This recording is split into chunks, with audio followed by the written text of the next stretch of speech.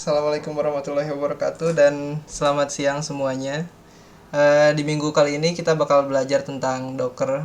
Ini sebenarnya kayak ya beginnernya ke Docker lah, dan sekaligus general konsep atau general understanding terhadap Docker tuh kira-kira gimana gitu. Nah terus yang paling pertama ya ini cuman jokes ya. Jadi Docker itu bukan sebuah kontainer dalam artian literalnya. Nah, ini saya untuk profilnya bisa dibaca sendiri nanti di slide-nya. Nah, terus yang pertama, apa itu Docker? Apakah Docker itu sebuah kontainer dalam artian sebenarnya, atau kontainer dalam artian apa ya? Dalam makna konotatif gitu ya? Atau apakah itu sebuah virtual machine atau apa gitu Docker tuh? Nah, jadi Docker itu merupakan sebuah kontainer, dan Docker itu bukan sebuah virtual machine. Jadi ada dua jenis di sini. Ada yang namanya container, ada yang namanya virtual machine. Nah, Docker itu sebenarnya dia sebuah sistem yang bisa mengcontainerization, yang bisa mengkontainerisasi atau apa ya bahasanya. Misalnya dia tuh bisa membuat sebuah aplikasi itu ada di dalam sebuah satu kontainer gitu. Nah, ini bisa juga bukan cuma aplikasi, bisa jadi memang dia menjalankan sebuah OS tertentu gitu ya. Tapi dia bukan full OS di sini. Dia nggak punya kernel sendiri gitu tiap satu kontainernya. Ntar buat itunya saya jelasin lebih lanjut. Nah, tapi intinya adalah secara garis besar Docker itu seakan-akan kalian punya sebuah mini komputer di dalam komputer kalian. Jadi di satu komputer itu di dalamnya ada mini komputer lagi. Nah, dan si mini komputer ini tuh dia nggak memiliki semua fitur yang dimiliki oleh komputer yang fullnya gitu ya. Kayak komputer kalian ini kan fiturnya ada banyak, ada berbagai macam fitur. Nah, terus di dalamnya itu ada mini komputer, dan mini komputer ini nggak punya semua fitur yang komputer kalian miliki gitu. Jadi cuman fitur-fitur tertentu yang kalian butuhkan aja yang ada di dalam mini komputer tersebut gitu. Misalkan kalian mau jalanin Python, jadi kalian cuman pengen punya sebuah mini komputer yang dia cuman bisa jalanin Python doang gitu, bisa jalanin Python doang. Nah, itu kalian kan nggak perlu bikin satu komputer atau bikin satu virtual machine yang dia isinya segala macam OS, segala macam fiturnya ada di sana. Nah, itu nggak perlu lagi gitu. Dengan adanya containerization kayak begini, kayak Docker, itu kalian bisa buat sebuah mini komputer. Nah, di mana si mini komputer ini memang isinya cuma Python doang dan cuma bisa jalanin Python doang gitu. Contohnya. Nah, terus kenapa kontainer gitu. Nah, tadi kan salah satunya dia bisa kita punya mini komputer yang cuman fitur-fitur yang kita inginkan doang gitu. Nah, jadi di sini ada berbagai macam alasannya kenapa kontainer. Ini saya jelasin ada beberapa. Jadi yang pertama itu nggak ada lagi sebutan but it works on my machine gitu. Jadi kan biasanya kalau developer tuh kita bisa misalkan ada back end, ada front end gitu. Terus si back endnya dia mendevelop pakai Flask, pakai Django, atau pakai framework back end lainnya gitu kan. Nah, terus si front end ini mau membuat sebuah tampilan yang berdasarkan back end tersebut gitu kan. Otomatis di saat dia development, di saat dia ingin mendevelop si front end-nya ini, dia harus punya dulu nih service back end-nya itu harus jalan gitu. Atau dalam artian yang lebih simpelnya, dia harus punya back end-nya dulu gitu di komputer dia sendiri. Nah, sementara kan dia nggak punya pengetahuan apa-apa tentang back end misalkan gitu. Terus dia nggak tahu apa-apa gimana cara jalanin back end-nya, gimana cara maintain back end-nya, gimana cara testing ke back end-nya dan segala macam. Nah, otomatis di saat dia salah bikin setupnya, salah bikin konfigurasinya, salah nyeting back end-nya, pas dijalanin error gitu kan. Terus si back end-nya bilang, loh tapi kan ini jalan di komputer saya gitu. Nah, hal itu biasanya sering terjadi gitu kalau misalkan sebuah aplikasi itu belum di kontainer, belum dimasukin ke kontainer. Nah, terus yang kedua di sini ada makes deployment lot easier. Jadi biasanya nih ya, kalau deployment itu kan manual, kita misalkan punya aplikasi Laravel. Nah, si Laravel ini misalkan kita build dulu di lokal. Kita build di lokal, ya udah di build di lokal pakai production build gitu ya. Setelah dibuat production build-nya ini, kita upload manual misalkan ke VPS atau ke server yang kita inginkan gitu. Nah, terus habis masukin ke server yang kita inginkan, baru di sana kita setup segala macam. Nah, itu kan ribet ya, sangat-sangat ribet gitu. Nah, sementara kalau pakai Docker itu semuanya udah di setup otomatis gitu, sesuai dengan codingan yang kita masukin. Kita bisa ngasih tahu bahwa itu tuh OS-nya pakai Ubuntu loh gitu. Terus aplikasi yang dijalanin tuh Laravel loh. Nah, terus Laravel itu butuh dependensinya apa aja. Nah, ya udah kita install A, kita install B, kita install C gitu untuk menjalankan aplikasi Laravelnya ini. Nah, itu kegunaan dari Docker ya. Jadi dia deployment-nya itu lebih gampang gitu. Lebih gampang di maintain, lebih gampang dibuat, dan lebih gampang untuk dilakukan. Nah, terus yang ketiga di sini ada infrastructure as code. Ya, ini mirip dengan yang kedua. Jadi jatuhnya di saat kita ngerjain manual, itu deploymentnya kita bisa ngelakuin kesalahan, atau lagi ngantuk kan, lagi malam-malam atau segala macam, atau hari Jumat disuruh deploy production. Nah, itu kan jadi ribet ya. Nah, makanya di sini ada infrastructure as code. Jadi infrastructure as code itu di saat kita pakai Docker, itu kita nggak apa ya, kita nggak manual gitu. Nginstal apanya itu nggak manual. Ngejalanin aplikasi A, B, C itu nggak manual. Tapi kita bikin codingan, kita bikin spesifikasi tertentu. Misalkan spesifikasinya dia pakai Ubuntu, dia pakai Python, terus dia install Laravel misalkan ya ini. Nah, itu kita bikin dalam bentuk codingan gitu, sehingga infrastruktur dari sebuah aplikasi atau sebuah arsitektur dari sebuah sistem itu semuanya ada di dalam codingan gitu, dan itu kan lebih mudah di maintain, dan kalau ada kesalahan pun lebih gampang untuk di tracingnya gitu daripada kita ngerjain manual. Nah, terus yang keempat ini ada can be used as another workspace. Nah, jadi istilahnya kalau misalkan kalian tuh tipikal orang yang nih saya lagi ngerjain misalnya lagi riset gitu ya, lagi riset tentang A gitu. Nah, di saat kalian lagi riset tentang A, terus tiba-tiba suatu saat itu waktunya bertabrakan gitu. Ada saat-saat dimana di saat kalian ngeriset A ini, kalian juga harus sambil ngerjain B gitu. Nah, tapi kalian nggak mau nih komputer kalian tuh keacak-acak gitu. Keacak-acak filenya, keacak-acak foldernya, keacak-acak environmentnya, keacak-acak konfigurasinya, setupnya, itu dikarenakan kalian mau ngerjain B gitu kan. Padahal kalian sebenarnya lagi ngeriset A.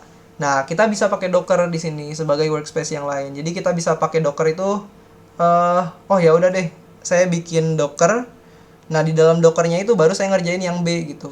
Sehingga ya udah di saat kalian exit dari Dockernya, exit dari kontainernya, ya kalian tetap aman gitu untuk mereset A ini. Kalian masih bisa ya reset dengan normal gitu, dengan biasanya, tanpa ada file-file atau folder yang berantakan di mana-mana. Nah, terus apa perbedaannya dengan virtual machine gitu kan? Dari penjelasan yang tadi saya bilang kan kayaknya sama gitu. Antara kontainer dengan VM tuh kayaknya nggak ada yang beda. Nah, tapi bedanya itu di struktur belakangnya. Memang kalau dari penggunaan, dari apa ya, bisa dibilang cara pakainya itu memang mirip-mirip lah antara kontainer dengan VM. Nah, tapi yang membedakan adalah struktur di belakangnya. Jadi kalau VM itu berat, terus VM itu lambat untuk dijalankannya. Jadi kalau kalian udah bikin VM, terus kalian stop VM-nya, di shutdown, terus kalian mau start lagi, itu kan sama aja kayak booting sebuah OS pada umumnya gitu ya. Karena dia ada kernelnya lagi di hypervisor-nya itu. Nah, terus virtual machine ini juga dia menggunakan banyak storage gitu.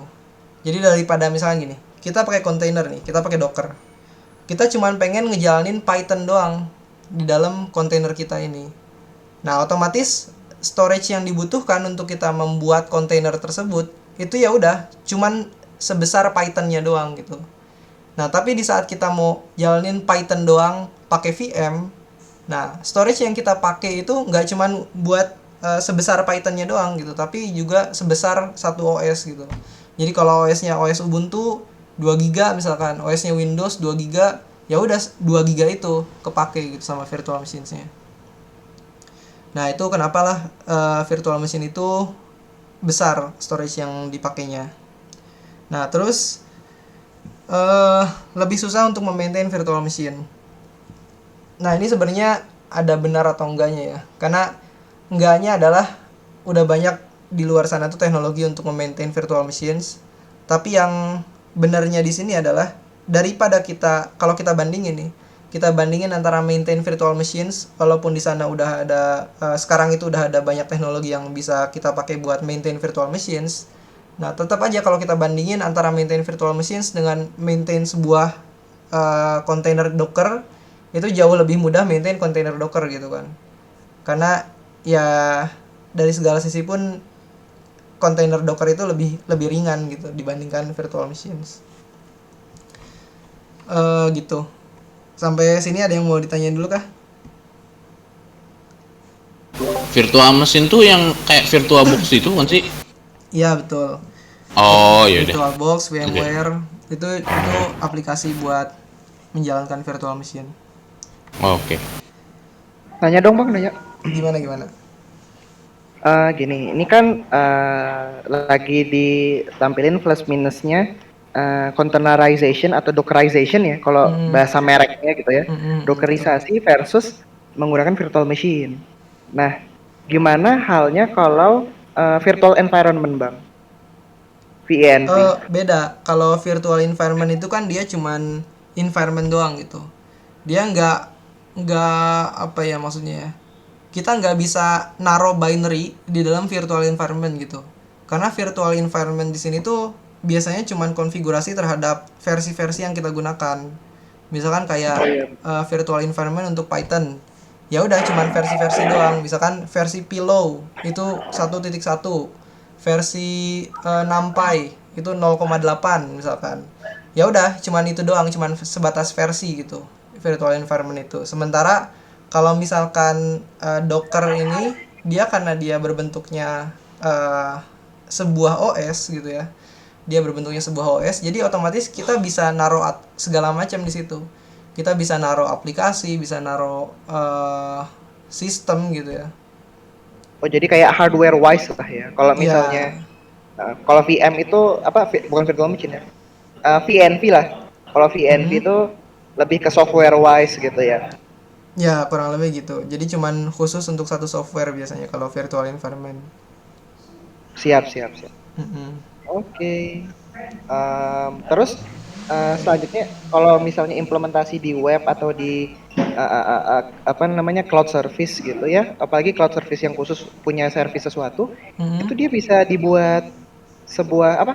Digabung-gabungkan nggak? Jadi misalnya kontainer A memiliki sistem OS-nya something, terus kontainer B atau Docker B punya sistemnya lain lagi, tapi mereka saling bekerja sama gitu dalam bentuk arsitektur yang microservice gitu bang, bisa nggak sih? Bisa. Kalau itu ntar dijelasin lebih lanjutnya ntar. Oke, jadi Mike tadi soalnya ngobrolnya di seputaran monolith doang sih nggak lihat. Iya, karena ini kan masih membahas kontainer itu seperti apa gitu secara garis besar. Oke, berarti jawaban singkatnya bisa ya. Siap. Betul, Makasih bisa. bang. Oke, thank you pertanyaannya. Ada lagi kah yang mau nanya? Cukup. Oh, udah, oke. Lanjut. Oke, kita lanjut. Nah, ini overall konsepnya seperti ini. Jadi, kalau virtual machines itu bisa dilihat di sini kan ada hardware pertamanya. Nah, terus di hardware ini dia membuat sebuah virtual machines gitu kan. Dia membuat sebuah virtual machines, isinya itu OS, tapi di dalam OS-nya itu ada kernelnya lagi. Nah, kernel ini dia langsung connect ke hardware-nya. Gitu. Jadi, satu virtual machines itu satu kernel dan tiap kernelnya itu langsung connect ke hardware gitu. Via teknologi yang namanya hypervisor. Nah, terus kalau yang Docker gimana? Nah, kalau Docker beda lagi. Kalau Docker itu hardware, tapi setelah hardware itu langsung kernel. Nah, OS ini tuh OS utama kita. Ini OS kita. Misalkan nih OS-nya Ubuntu gitu. Ya udah ini Ubuntu, satu kernel, satu hardware. dia kernelnya langsung connect ke hardware udah cuman satu doang gitu. Walaupun kontainernya ada banyak. Nah, kontainer ini dia cuman berbentuk kayak gini doang tuh. Ada aplikasinya, terus ada servicesnya yang jalan apa. Nah, satu kontainer ini bisa juga dia berupa OS yang lain gitu. Kayak misalkan Ubuntu nih, kita pakai OS-nya Ubuntu yang di sini. Terus kontainer di dalam sini dia pakai Alpine. Terus kontainer yang lainnya dia pakai yang lain-lain gitu ya, Fedora atau Arch Linux gitu misalkan. Saya nggak tahu sih Fedora ada atau nggak di kontainernya. Tapi ya anggap lah ya. Anggap ini tuh intinya dia bisa menjalankan OS lainnya gitu. Nah, kenapa itu bisa terjadi? Karena dia sama-sama base-nya itu Unix kan. Dia ada pokoknya ada hubungannya dengan kernelnya gitu. Jadi kernelnya ini yang apa namanya? mengemulasi si kontainernya ini. Kerja tiap kontainernya ini. Nah, kalau di sini ini kan tiap kernel memang ya udah maksudnya tiap satu VM itu tiap satu OS dia punya kernelnya masing-masing gitu. Jadi ini misalkan OS-nya Windows yang kiri, terus yang kanan nih OS-nya Ubuntu, ya udah Windows punya kernel sendiri, Ubuntu punya kernel sendiri, dia connect langsung ke hardware-nya masing-masing gitu. Sementara kalau Docker beda kayak gini. Gitu. Emulasi teh apa sih? Emulasi Sorry. teh gimana ya? Emulasi teh menjalankan gitu. Kayak gini aja. Menjalankan Misalkan OS dalam OS. Kita eh emulasi. Enggak deh. ya itu juga bisa. Tapi gini Itu contohnya. salah satu contoh doang soalnya. Misalkan kamu pernah main PS kan? Ya nggak? Nah, zaman sekarang itu game PS itu bisa dijalankan di komputer kan? Bener nggak? Mm-mm. Via apa? Namanya emulator kan? Mm-mm. Nah, si emulator ini cara kerjanya, kenapa sih si emulator ini bisa menjalankan game PS di komputer? Nah, itu nama cara kerjanya itu mengemulasi namanya. Oh, Secara oke garis oke besar oke. gitu. Kalau nanya teknik emulasinya gimana, itu bahasan lain lagi lah. Tadi teh apa? Kernel teh buat apa tadi? Kenapa? Kernel teh tadi teh kayak gimana? Buat apa? Kernel kernel ini digunakan untuk menghubungkan antara hardware dengan softwarenya. Ini kan Oke. OS itu kan operating system. Dia sebenarnya berupa software gitu. OS itu berupa software. Dia ada user land namanya tuh kalau di developmentnya ada user land, ada kernel land. Nah, user land yang di atas ini nih app, service, terus container segala macam ini namanya dia jalan di user land. Dia aplikasi-aplikasi yang jalan di user land. Nah, user land ini bisa dikonekin dengan hardware, dia bisa menjalankan misalkan apa ya? OS dia bisa matiin komputer gitu kan. Bisa men-shutdown komputer Iya. kan. Nah, dia otomatis harus connect dengan hardware-nya gitu. Nah, gimana caranya dia connect dengan hardware-nya? Nah, itu via kernelnya di sini.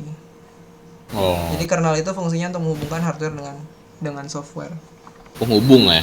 penghubung. Oke oke. Mantap. Saya mau nanya dong, Gimana?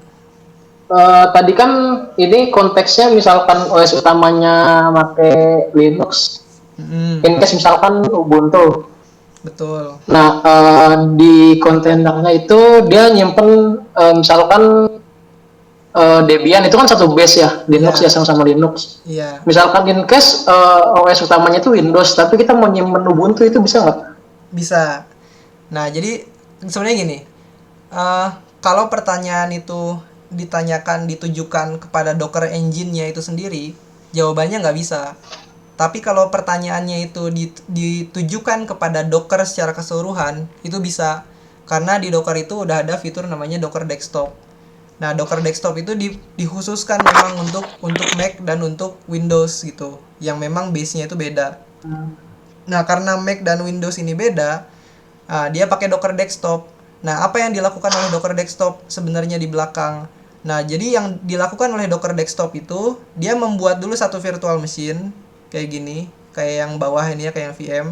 Nah, virtual machine ini dia dalam bentuk Linux gitu. Nah, di dalam virtual machine-nya baru dia jalanin kontainer-kontainer itu, yang base-nya Linux. Gitu, Bang. Oh, isi, oke, oke. Jadi kayak ya nambah 1 VM lah gitu. Tapi cuma satu doang. Iya. Makanya kan kalau RAM-nya kecil, jalanin Docker desktop udah mulai gitu. Gitu. Oke, fine. Oke, thank you. Ada lagi yang mau ditanyain? Nggak ada ya, saya lanjut dulu. Oke, lantas gimana cara pakainya? Ya tentu kita harus nginstal dulu kan. Nah pertama yang diinstal di sini, yang seperti tadi saya bilang kan, bahwa utamanya itu Docker itu ada engine-nya gitu. Nah maka yang kita harus install itu ya udah Docker engine-nya. Nah untuk menginstalnya kalian bisa ada di dokumentasinya sendiri. Ini beda-beda untuk tiap distro itu beda-beda.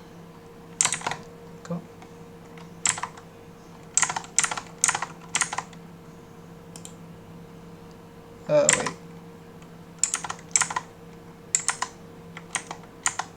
Nah, malah ke close. sorry.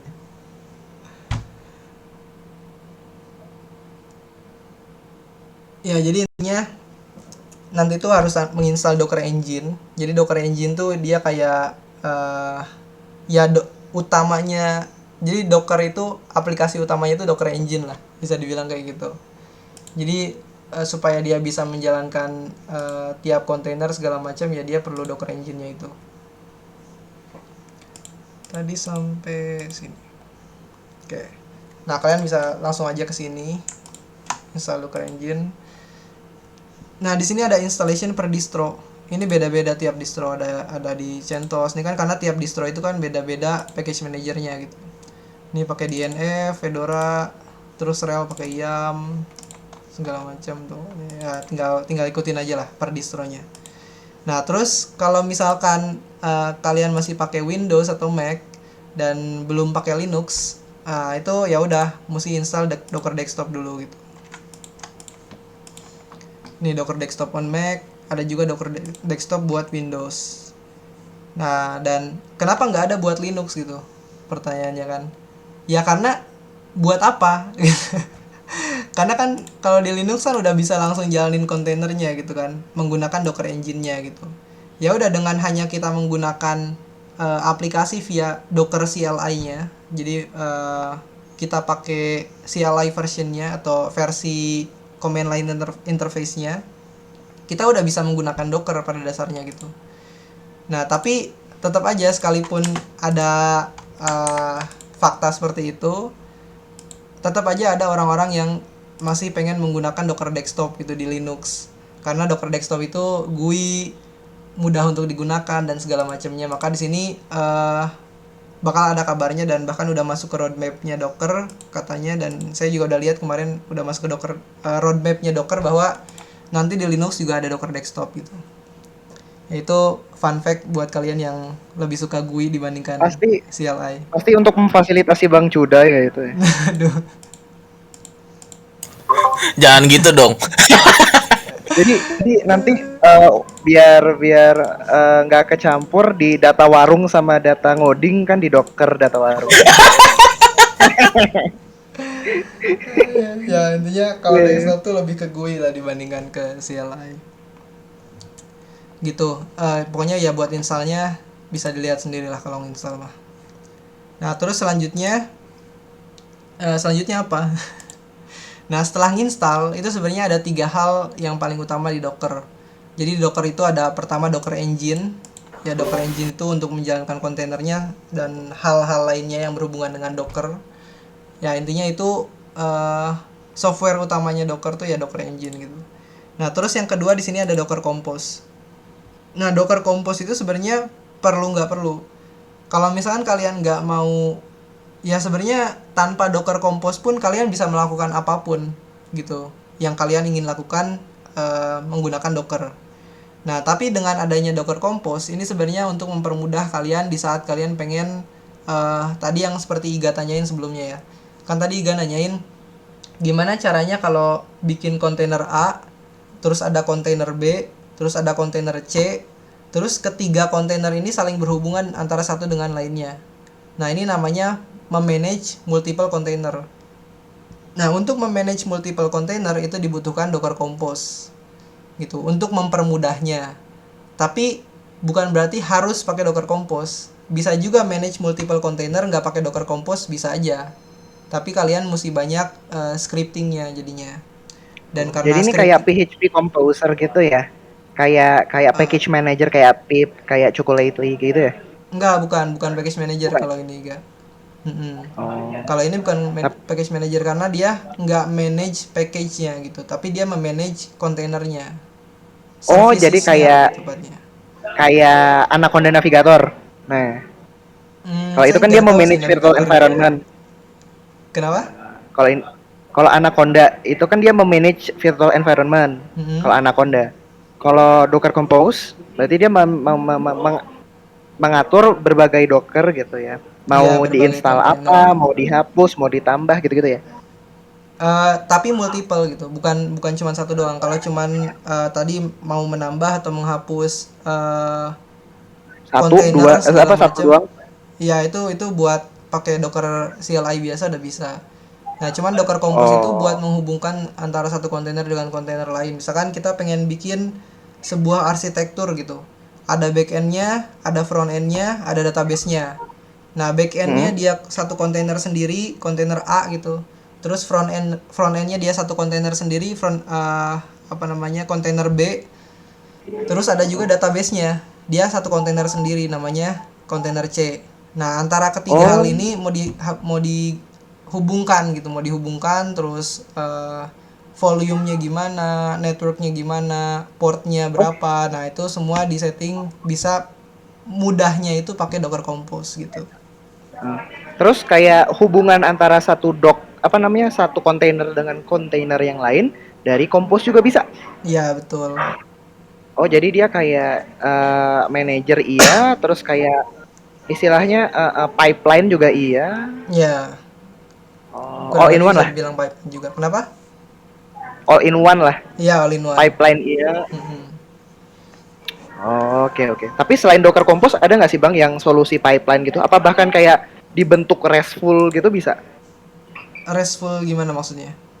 Masih kok RESTful? Dibentuk API base gitu. Kayak Nah, sebenarnya kayak Docker Docker itu kan Docker Engine ini dia punya API. Nah, Docker Compose ini dia menggunakan API yang dipunyain sama Docker Engine-nya gitu. jadi antar Docker pun bisa komunikasi API klasik bisa. Iya, Oh, betul. nice. Mantap, mantap, mantap. Thank you, thank you. API di sini bukan berarti API endpoint eh, sebuah web ya, misalkan kayak slash apa bukan. Jadi API ini ya arti sebenarnya API di antara satu aplikasi dengan aplikasi lainnya gitu. Iya, iya. Kan Mm-mm. API definisinya itu. Iya, betul. Tapi Nah, yang sering terus dipakai web gitu. ya, nah terus kalau tadi pertanyaannya Docker Compose itu ada nggak sih alternatifnya gitu? Nah, sekalipun ada misalkan dia ada alternatifnya, ya orang pada dasarnya nggak akan pakai itu. Kenapa nggak akan pakai itu? Karena ini kan Docker Compose ini udah official dari Dockernya gitu. Otomatis mereka tahu betul penggunaan Docker itu untuk apa dan seperti apa dan caranya bagaimana, dan sehingga mereka eh, menemukan sebuah solusi gimana cara maintain multiple container itu pakai Docker Compose gitu. Jadi karena udah ada Docker Compose, ya pada dasarnya kalaupun ada alternatif lain kayaknya saya ragu itu bakal lebih berguna sih. Gitu. Nah, terus yang terakhir di sini ada Docker Hub. Nah, pada dasarnya Docker Hub itu kayak GitHub tapi buat kontainer gitu. Itu namanya tuh Container Registry. Nah, ada lagi yang mau ditanyakan kah? Tidak ada? Lanjut, lanjut. Oke. Nah, terus lantas pakai yang mana nih? Kan tadi dibilang ada Docker, ada Docker Compose gitu. Nah, kayak tadi juga sebenarnya saya udah sempat bilang sih. Jadi kalau Docker itu dia dipakai buat manage single container. Jadi cuman buat kalau kalian pengen pakai satu kontainer doang, cuman berhubungan dengan satu kontainer doang, cuman berinteraksi dengan satu kontainer doang, ya udah nggak masalah gitu, pakai Docker doang masih mudah gitu. Nah, tapi kalau misalkan udah manage multiple container, terus kita pakai Docker doang, ya udah kita mesti buat scripting gitu. Docker jalanin Docker apa, Docker apa, Docker apa gitu. Komennya tuh banyak gitu. Nah, sehingga untuk mempermudah di sini udah ada Docker Compose gitu. Nah, jadi Docker Compose itu sebuah software untuk mempermudah kita manage multiple container. Oke. Nah, terus yang pertama nih, yang pertama di sini ada Dockerfile. Jadi apa tuh Dockerfile? Jadi gini, untuk sebuah Docker itu dia bisa menjalankan apa namanya ya? Dia bisa menjalankan sebuah kontainer ya, atau dia bisa membuat dulu deh ya. Jadi stepnya itu kan pertama dia harus bikin dulu kontainernya, atau bikin dulu image-nya. Setelah bikin image, dia udah punya image nih, dia udah punya apa ya, semacam template-nya lah. Kira-kira nih kontainer tuh jalannya seperti apa sih? Kontainer tuh dia ngapain sih di dalamnya? Nah, itu namanya image gitu. Nah, setelah ada image-nya, setelah kita buat image-nya, baru kita bisa bikin kontainernya gitu. Jadi kontainer ini berdasarkan sebuah image. Gitulah, simpelnya kayak gitu. Ini saya langsung kasih contoh aja deh. Jadi pertama gini, ini ada Dockerfile. Nah, si Dockerfile itu punya sebuah struktur. Yang pertama, yang perlu atau nggak perlu kita lakukan, ya kita harus ada perlu nggak perlu kita lakukan, kita bisa di sini naruh base image, gitu. Jadi bisa kosongan atau bisa di sini taruhin base image. Nah, di base image ini kita ngasih tahu dia jalannya berdasarkan image yang mana dulu nih pertamanya. Nah, di sini kan saya ngasih tahu bahwa dia pakai Ubuntu dulu kan. Ubuntu latest gitu. Dia pakai yang apa namanya? Image dari Ubuntu gitu. Nah, sebenarnya Ubuntu latest ini tuh dapat dari mana sih? Si string Ubuntu .2 latest ini tuh dapat dari mana? Nah, ini tuh dapat dari Docker Hub-nya. Atau dari official registry-nya Docker.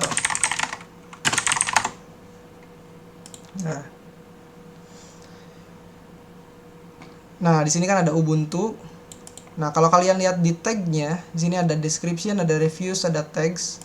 Di sini bisa kalian lihat tags-nya. Nah, di sini ada berbagai macam tags yang bisa kalian pakai. Di sini ada latest, ada denial, terus ada trusty, terus segala macam, rolling, impish, dan berbagai macam tag lainnya.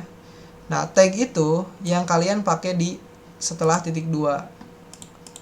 Ini kan Ubuntu. Nah, Ubuntu ini dia semacam kayak repositorinya lah ya. Repositori di Docker Hub-nya. Ini kan Ubuntu ini sebagai repositorinya, dia sebagai image-nya gitu ya. Nah, terus setelah titik 2 ini kita ngasih tahu tag-nya yang mana. Nah, jadi dia ngasih tahu nih Ubuntu yang dipakai tuh Ubuntu yang mana sih maunya. Apakah Ubuntu yang latest? Latest itu berarti terakhir, paling terakhir banget, paling stabil yang terakhir gitu ya. Nah, terus atau kita mau pakai yang misalkan di sini nih ada 21.04, 20, 18, 16, 14 dan lain-lain gitu. Jadi ada berbagai macam versinya gitu, versi yang bisa kita pakai lah. Nah, versi di sini tuh disebut sebagai tag kalau di Docker. Nah, terus di sini ada instructions to execute during Docker build process. Jadi di saat tadi saya bilang kan kita bikin image kan. Nah, sebenarnya satu Docker file ini dia udah membuat satu image. Dia bakal membuat satu image. Nah, lantas apa yang saya sebut di sini Docker build? Nah, Docker build ini adalah proses di saat kita ingin membuat image-nya tersebut. Di sini dia bakal jalanin apt-min get update, terus dia bakal jalanin apt-min get install mini Python. Nah, jadi di saat saya jalanin Docker build buat membikin image-nya ini atau buat mengcompile image-nya inilah ya, bahasa lainnya gitu ya. Nah, kita mesti pakai Docker build. Nah, di sini ada instruksi-instruksi yang bisa kita lakukan gitu. Ini selain run itu ada banyak. Bisa kita taruh workdir, bisa taruh exec, segala macam lah. Pokoknya di sini ada banyak instruksi-instruksi yang bisa kita execute gitu di saat kita pengen nge-build image-nya. Nah, terus di sini terakhir biasanya itu di Docker itu ada instructions to execute during Docker run process. Nah, tadi kan saya bilang bahwa Docker itu di saat kita udah bikin sebuah image, terus kita build, nah itu kita semacam kayak punya template-nya gitu kan. Nah, ya udah, template ini tuh bukan berarti dia sebuah kontainer gitu. Image ini tuh bukan sebuah kontainer. Jadi image itu dia baru template doang.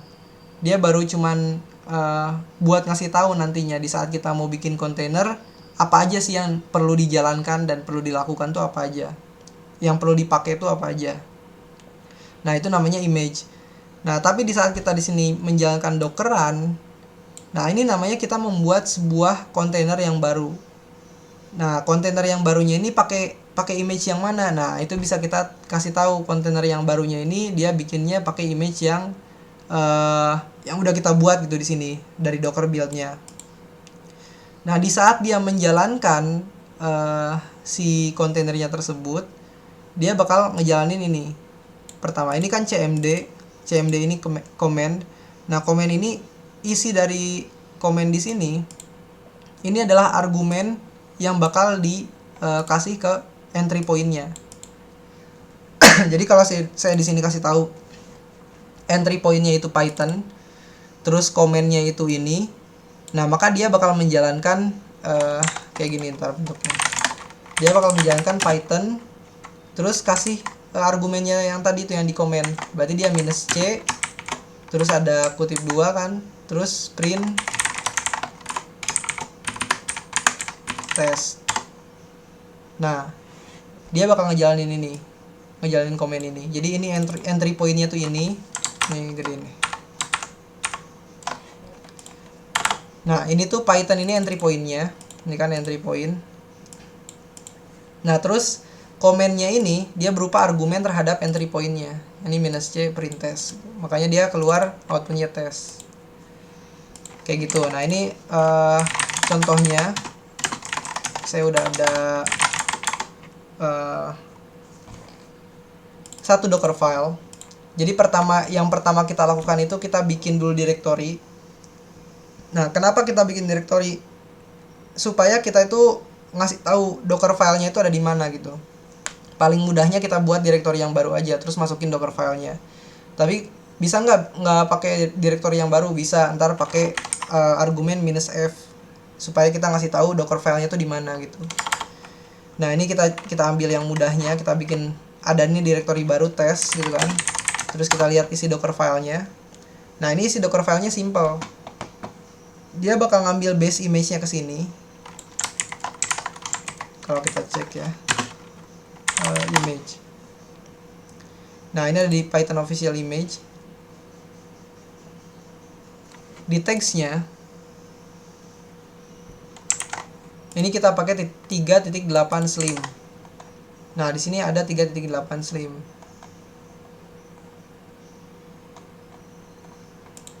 Oh, nggak dijelasin dengan ini sih. Slim. Di sini adanya 3.8.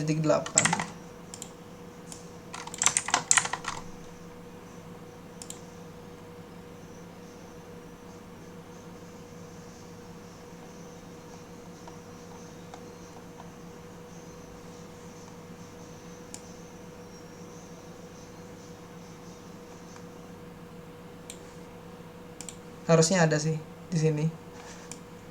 Tapi entah di mana. Terus soalnya banyak banget. Atau bisa di search nggak di sini? Oh, bisa Di di search. filter aja ya itu. Iya.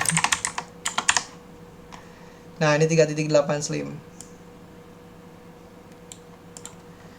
Nah, ini adalah base image yang kita pakai gitu. Nah, kita pakai Python 3.8 slim, terus di sini kita langsung kasih tahu. Ini kan kita nggak mau ngapa-ngapain gitu kan. Di dalam kontainernya ini kita ya udah cuman pengen ngejalanin sebuah komen gini doang. Ini biar simpelnya gitu. Kita nggak mau menjalankan instruksi lainnya gitu. Kita nggak mau mindahin file atau mengcopy file atau melakukan hal-hal lainnya. Ini yang paling simpel.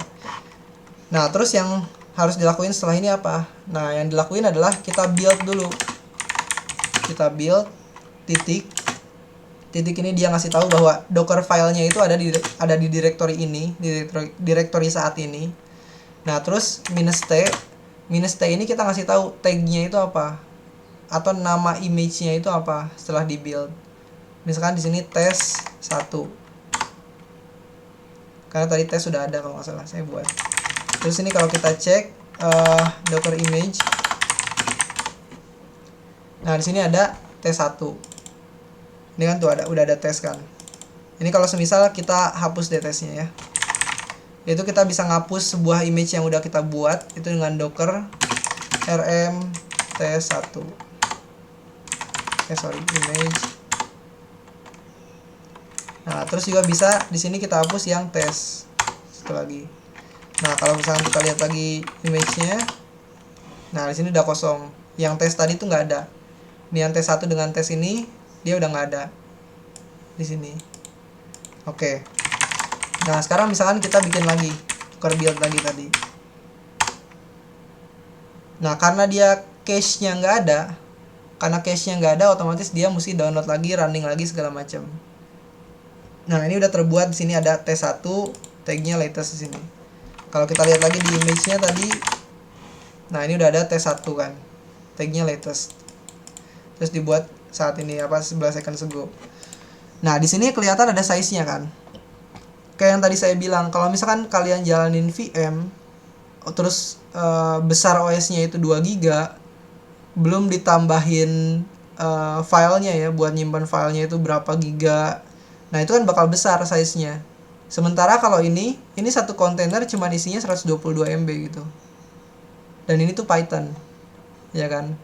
Terus kalau misalkan kalian mau sih gimana ya? Ada buat si tinggal jalanin komen-komen yang kalian harus lakukan buat nginstal GCC-nya dan segala macam gitu. Ini contohnya Python, dia menggunakan size-nya itu besarnya 122 MB. Ini kalau kosongan. Nah, oke lah, kita udah punya sebuah image nih. Ini kan image-nya udah kita build atau udah kita compile lah ya. Nah, dia jadi template. Si image ini jadi template. Nah, setelah dia udah berubah jadi template atau image namanya tuh ya, kalau di Docker tuh image T1 ini. Nah, kita bisa menjalankan, kita bisa membuat sebuah kontainer yang baru. Ini kalau kita lihat kontainer ls-a, ini kalau jadi gini, kalau ls aja nih, jadi -a itu buat semuanya. Jadi kalau ls aja itu defaultnya cuman just running. Jadi kalau ada kontainer yang lagi jalan, pada saat ini lagi jalan, nah ya udah kita mau lihat yang lagi jalan doang. Nah, kita pakainya kontainer ls gitu. Tapi kalau mau lihat semua kontainer yang lagi jalan dan yang mati gitu, yang udah mati, nah kita pakai -a. Atau bisa juga lebih singkatnya ps-a gitu. Atau docker ps kalau mau yang runningnya doang. Nah, ini kan belum ada nih kan. Kita belum punya kontainer yang jalan maupun yang mati, itu belum ada gitu. Nah, sekarang gimana cara kita jalaninnya? Nah, kita pakai dockeran tadi. Kita pakai dockeran tadi kan, ini kita lihat dulu. Kita punya tadi image T1. Nah, kita dockeran T1. Ini yang paling gampang ya. Yang paling simpelnya gini jalaninnya. Nah, dia bakal menjalankan mengoutputkan mengoutputkan teks tes gitu kan. Nah, ini tes ini dapat dari mana? Nah, itu dapat dari si docker file-nya tadi yang udah kita buat. Nah, ini kan dia bakal jalanin Python, terus argumennya -c print test gitu kan. Makanya di sini ke output-nya tes di saat kita menjalankan tes 1 ini.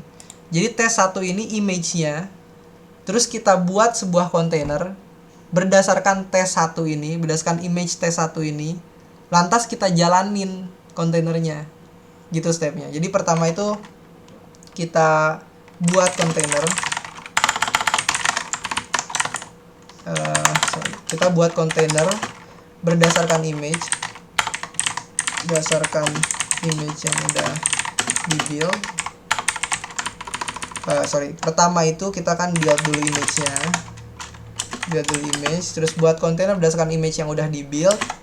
Nah, baru kita menjalankan kontainer tersebut. Gitu. Itu prosesnya jadi.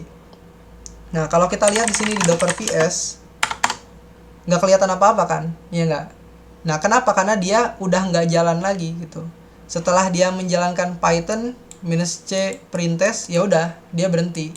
dia nggak akan jalan, karena di sini nggak ada dia ngasih tahu ngejalanin apa-apa lagi gitu. Nah kalau kita lihat di sini ls-a atau yang panjangnya itu kontainer ls-a. Nah ini kan kita bisa lihat bahwa komennya itu ini python c print segala macam, terus created-nya kapan. Nah statusnya dilihat di sini exited, berarti dia udah terexit gitu. Nah di sini ada names ini dia bakal random ya. Kalau misalkan kita nggak kasih namesnya dia bakal random. Kalau kita mau ngasih namesnya gimana? Nah kita bisa dockeran tes1 name sama dengan misalkan tes lagi. Dia bakal build ininya. Sorry, bukan names ya. Name apa name? Lupa saya.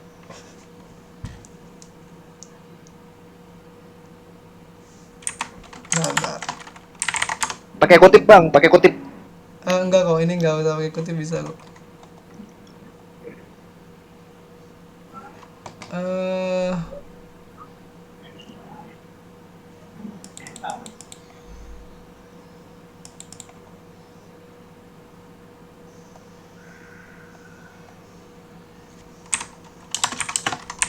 Get name.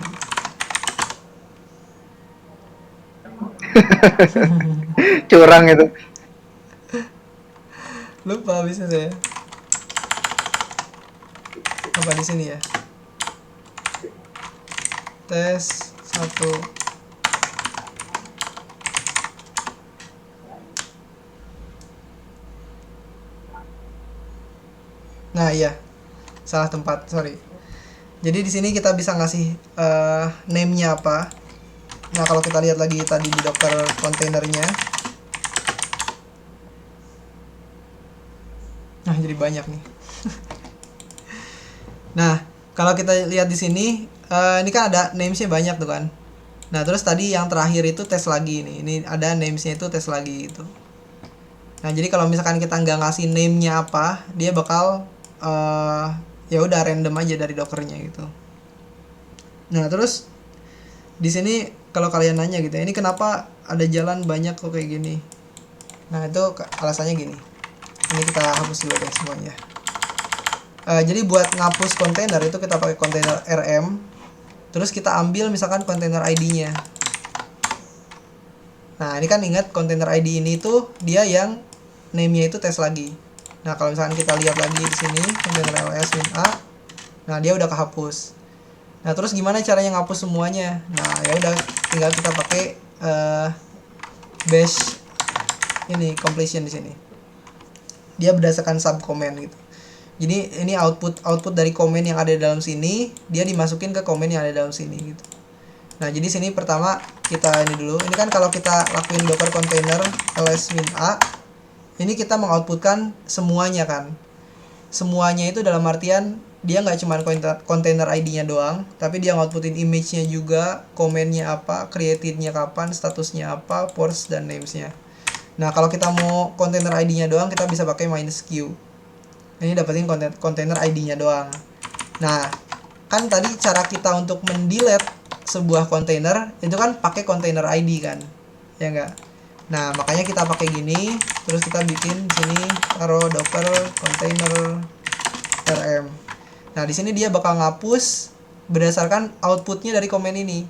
Dan output dari komen ini itu dia mengoutputkan semua ID-nya kan. Nah, maka dia bakal menghapus setiap ID-nya yang ada di sini, yang keluar di sini. Kalau kita jalanin, nah tuh dia menghapus semuanya. Kalau kita lihat lagi kontainer ls-a, nah udah kosong. Gitu, itu trik umum menggunakan Docker. Nah terus oke, ini kan kontainernya udah kosong kan. Kita udah nggak punya kontainer lagi nih, yang jalan maupun yang mati gitu. Nah terus tadi gimana? Kenapa sih tadi tuh ada di saat kita nge-run, tadi kan kita run tes1, ingat tes1 ini image-nya ya, atau saya ganti deh, kita build lagi deh biar nggak bingung. Image 1. Nah ini kalau kita lihat di image ls, nah ini kan ada image 1 kan. Nah kita kita run, kita bikin lagi sebuah kontainer baru. Nah, ini pakai berdasarkan image 1. Namanya kita kasih tahu namanya misalkan percobaan 1. Nah, setelah kita ngasih tahu dia pakai image apa, ya tadi kan bentar, kita buat 2 di sini.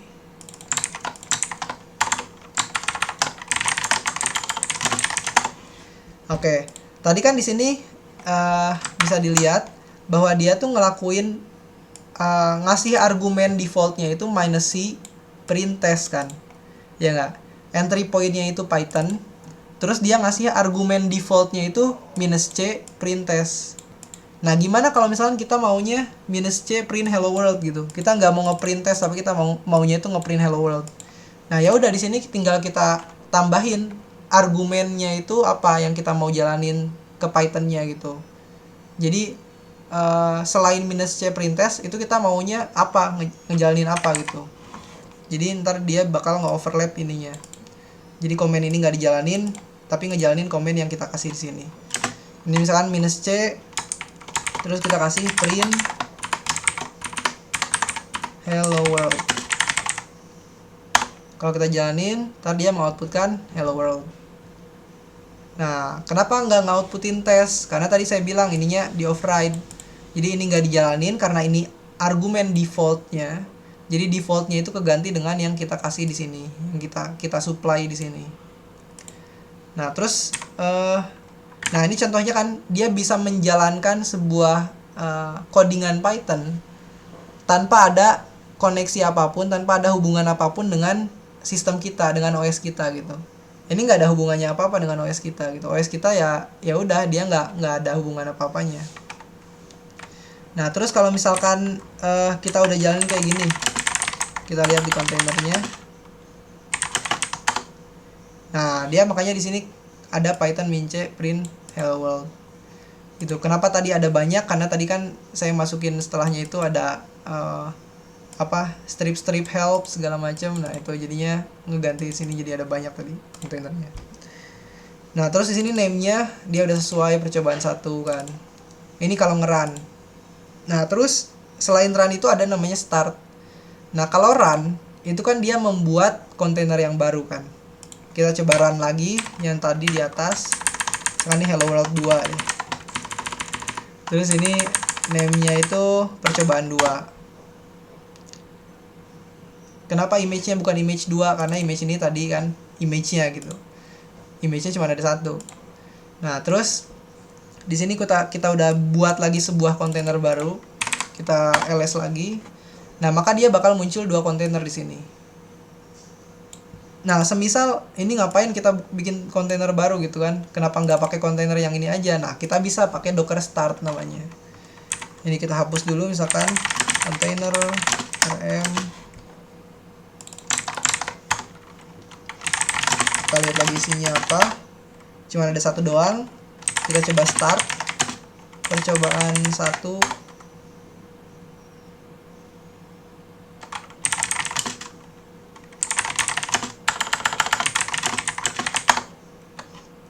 Oh iya, sorry. Di saat kita nge-start si percobaan 1 ini, dia sebenarnya nggak nge-start apa ya? Dalam artian kita tuh nggak akan dapat output apa-apa kalau kita nggak mensupply argumen yang benar gitu. Kenapa? Karena start ini pada dasarnya kita ya udah kita nyuruh si image-nya ini buat dijalanin gitu.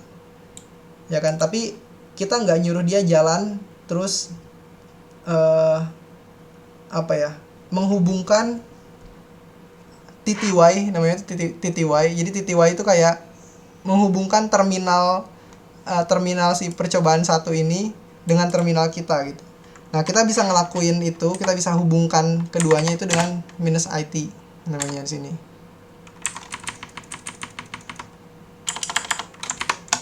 Berbalik di sini.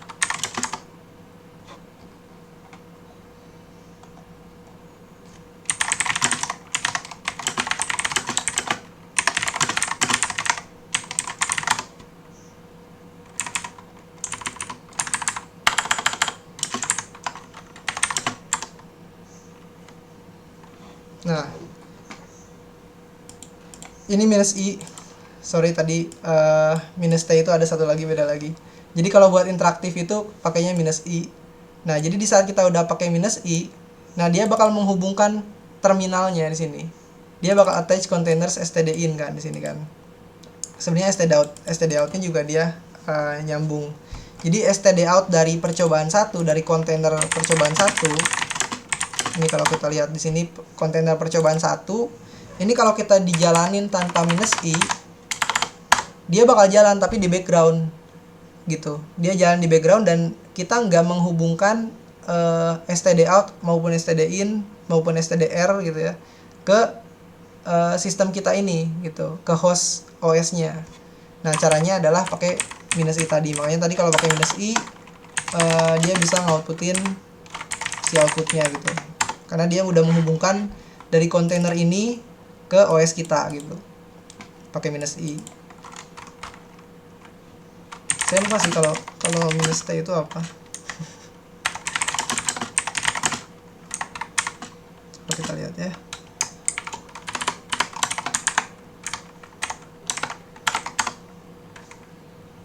Nggak ada ya.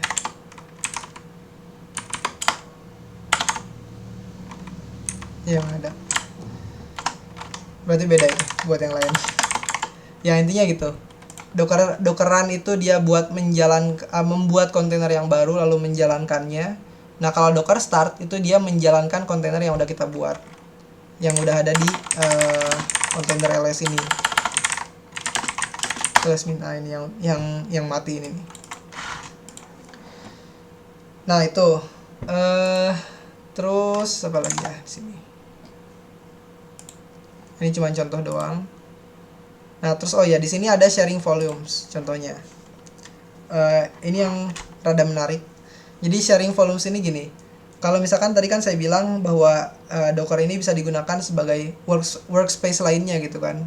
Nah, apa yang dimaksud dengan workspace lainnya di sini? Jadi contohnya gini. Kita punya workspace ini nih. Kita punya folder test dan ya udah kita mau buat Docker, gimana caranya? Atau di sini deh.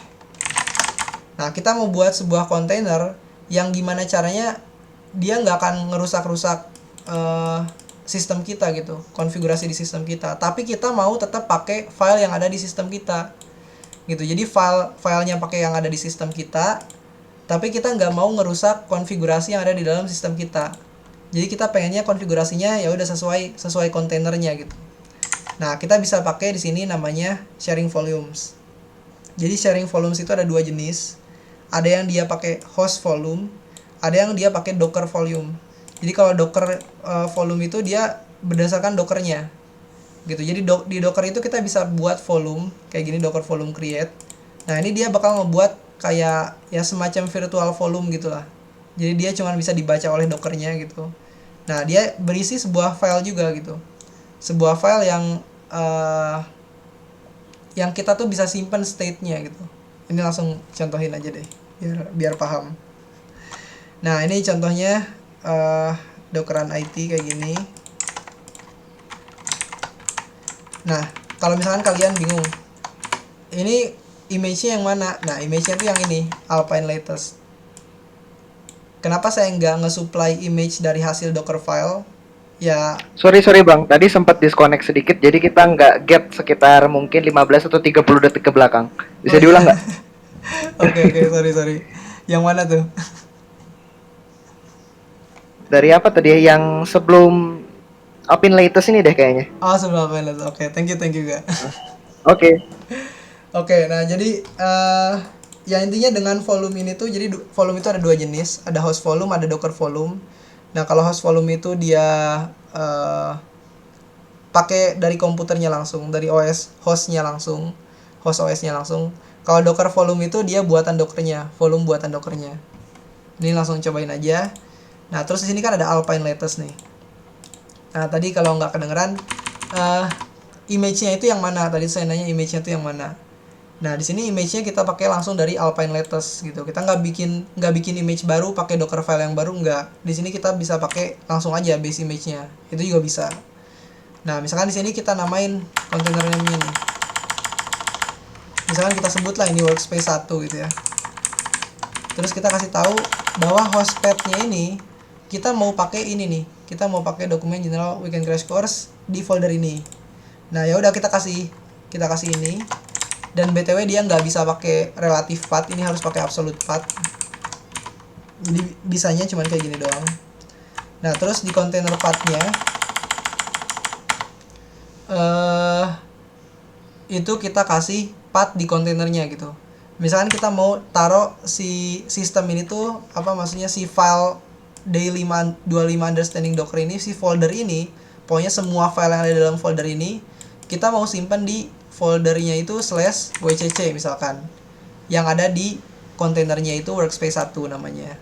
Nah kalau misalkan saya enter di sini, nah dia bakal ngebuat ini ID-nya kan. Kalau kita lihat kontainernya, nah dia lagi jalan nih si kontainer ID ini, ya kan, nih ini ID pendeknya, ini ID panjangnya. Bisa juga pakai PS. Terus kalau pakai -a dia ngeliatin yang tadi kan, yang udah mati juga.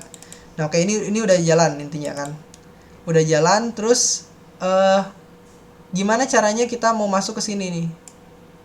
Oke, sekarang kita lihat dari argumennya dulu deh ya. Di sini kan ada -i, -t kan. Tadi kan -i itu buat interaktif. Nah, kalau -t kita lihat langsung di sininya aja.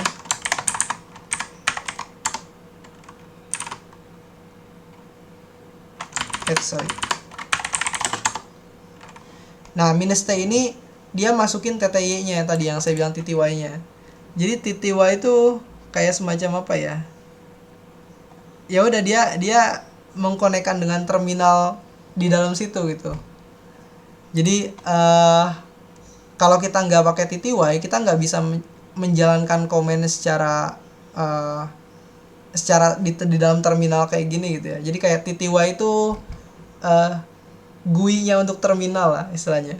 Kayak kita untuk terminal itu dia bisa ke spawn kayak gini. Terus kita bisa ngetik segala macam di sini. Nah itu kita tuh pakai TTY namanya. Kalau misalkan mau tahu lebih lanjut, tinggal carilah di Google, banyak pengertiannya. Nah pokoknya itu ada run IT, terus di sini ngasih tahu namanya apa, terus -d itu dia ngasih tahu bahwa si kontainernya itu dijalankan secara mode detach, dalam mode detach kayak gini. Nah di saat kita menjalankan sebuah kontainer dalam mode detach, dia itu berarti bakal jalan di background. Jadi si kontainer ini, si kontainer workspace 1 ini bakal jalan di background. Makanya tadi kan kita nggak langsung jalan gitu kan, kayak seolah-olah kita tuh nggak langsung masuk gitu ke dalam kontainernya. Nah karena dia dijalankannya di background dulu. Nah terus setelahnya di sini ada -v. Nah ini yang pentingnya. Jadi -v di sini tuh buat ngasih tahu ke kontainernya yang kita buat, volumenya itu mau pakai apa sih. Nah, yang sebelah kirinya -2 ini adalah host path-nya. Jadi tujuan di hostnya itu yang mana nih, yang mau kita masukin ke dalam kontainernya. Nah terus mau dimasukinnya itu kemana? Nah ini kontainer path-nya. Itu kalau misalkan pakai host volume. Kalau pakai docker volume berarti yang sebelah kirinya itu nama volumenya, yang udah dibuat pakai komen yang atasnya ini. Gitu. Nah ini semisal ini kan kita udah ngasih tahu nih, dia bakal masukin folder ini, folder dokumen general weekend crash course day25 understanding docker ke dalam folder /wcc yang ada di dalam kontainer workspace 1. Nah kalau kita mau masuk ke kontainer itu, kita pakai docker attach namanya, docker attach workspace 1 tadi kan namanya kan. Nah udah, ini kita udah ada dalam workspace 1 di sini. Kalau misalnya kita uid apa namanya, kita pakai UMI deh. Ini kan root kan. Nah ini rootnya ini jalan ada di dalam dockernya, gitu. Ini udah bukan lagi jalan di sistem kita, di OS kita. Ini udah jalan di dalam kontainernya si workspace 1 ini. Atau tadi Linuxnya itu kan pakai apa tadi? Alpine di sini kan. Nah dia pakai Alpine.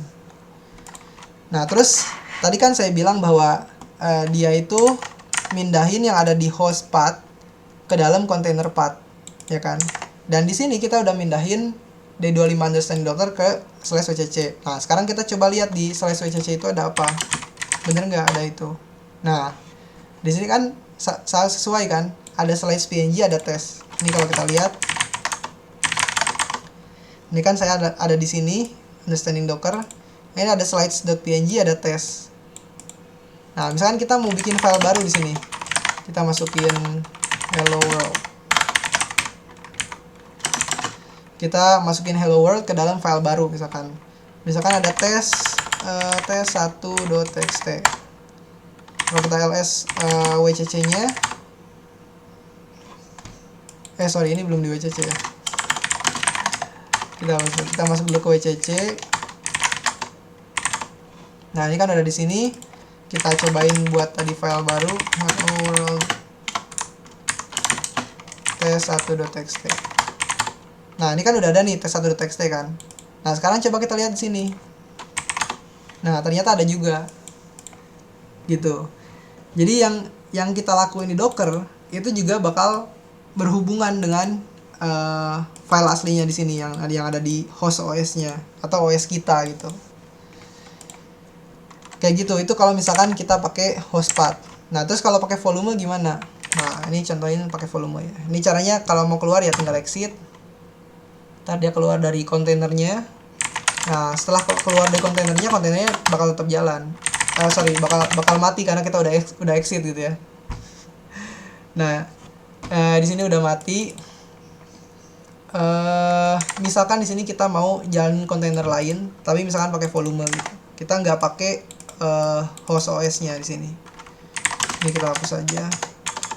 Nah, ini juga BTW karena Docker itu dia bakal jalan sebagai root. Jadi ini dibuatnya juga jadi root nih. Tes1.txt-nya ini. Ya, itu ntar lah kita hapus nih. Udah, ini kita coba hapus dulu tadi semuanya. Oke, kita lihat lagi. Nah, udah nggak ada. Sekarang kita bikin pakai yang docker volume. Ini misalkan kita docker volume create. Misalkan di sini kita taruh vol 1. Nah, ini kita bisa lakuin volume ls. Nah, kan kalau komen docker tuh enak kan bacanya kan. Jadi ini apanya gitu, terus docker, pertama docker terus apanya. Terus kita bisa ngapain gitu, bisa create, bisa ls, segala macam. Jadi mudah untuk ingatnya. Nah, terus di sini ada docker volume ls. Oke, kita punya vol 1 di sini di volumenya. Nah, volume 1 ini ada di mana sih sebenarnya? Nah, kita bisa pakai docker inspect vol 1. Nah, vol 1 itu sebenarnya ada di sini. Dia mount point-nya. Jadi ini tuh ada di sistem kita ini. Varlib docker ini ada di sistem kita. Ini kalau kita lihat ya, sorry kalau nggak salah cuma bisa di ls di sini. Nah, ini bahkan bisa dulu.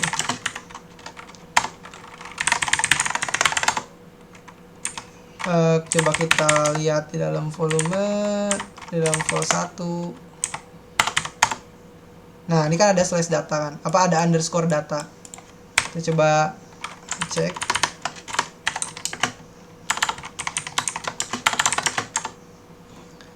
Nah, ini underscore data ini dia sebagai sebuah folder gitu, sebagai sebuah directory di sini, D. Nah, ini kita makanya bisa lihat lagi dalamnya. Nah, ini dalamnya kosong, masih kosong. Jadi volume di saat kita bikin di sini docker volume create, itu pada dasarnya dia bakal masuk ke sini. var lib docker terus volume apa gitu. Nah, Bang, itu kan itu D depannya itu kan berarti directory. Terus RWXRX-nya dan lalalanya itu permissionnya ya? ya betul, itu permissionnya. Oh iya benar berarti. Kenapa nggak kalau misalnya Docker secara default, kenapa nggak dia permissionnya 777? Kan Nggak. kita perlu Kenapa? apa sih namanya? Si Docker ini kan perlu nyentuh resource dari software kita, makanya perlu sudo mode dong. Kenapa dia dibatasin cuman RWX di awalnya doang? Ya Kenapa kan nggak 777 gitu? kalau pakai sudo mode ya gini pun udah cukup gak? Karena kan dia root, ya nggak? Oh iya ya, benar juga.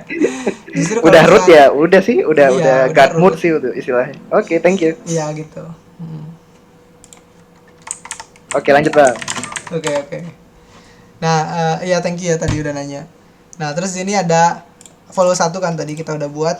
Kita coba sekarang lakuin kayak yang tadi sebelumnya. Kita di sini bikin container name-nya. Misalkan di workspace 2. Workspace 2. Nah, ini kita masukin volume name-nya di sini. Vol 1. Terus container path-nya di mana? Nah, di sini misalkan kita sebut /vol gitu. Ini terserah, kita mau masukin kemana aja boleh, terserah. Misalkan ke /vol. Nah, dia bakal ngebuat kontainer baru. Kita lihat di sini, dia jalan kan di sini kan. Nah, sekarang kita attach namanya workspace 2. Workspace 2. Nah, kita udah di dalam folder kita udah di dalam kontainernya. Sekarang kita kan di sini ada nih vol kan. Kita mau ngecek apa yang ada dalam si volnya itu. Nah, ternyata kosong. Coba kita masuk dulu. Ini biar lebih jelas. Nah, ini kan kosong kan. Nah, misalkan terus kita bikin nih sebuah file test.txt, masuk ke tes.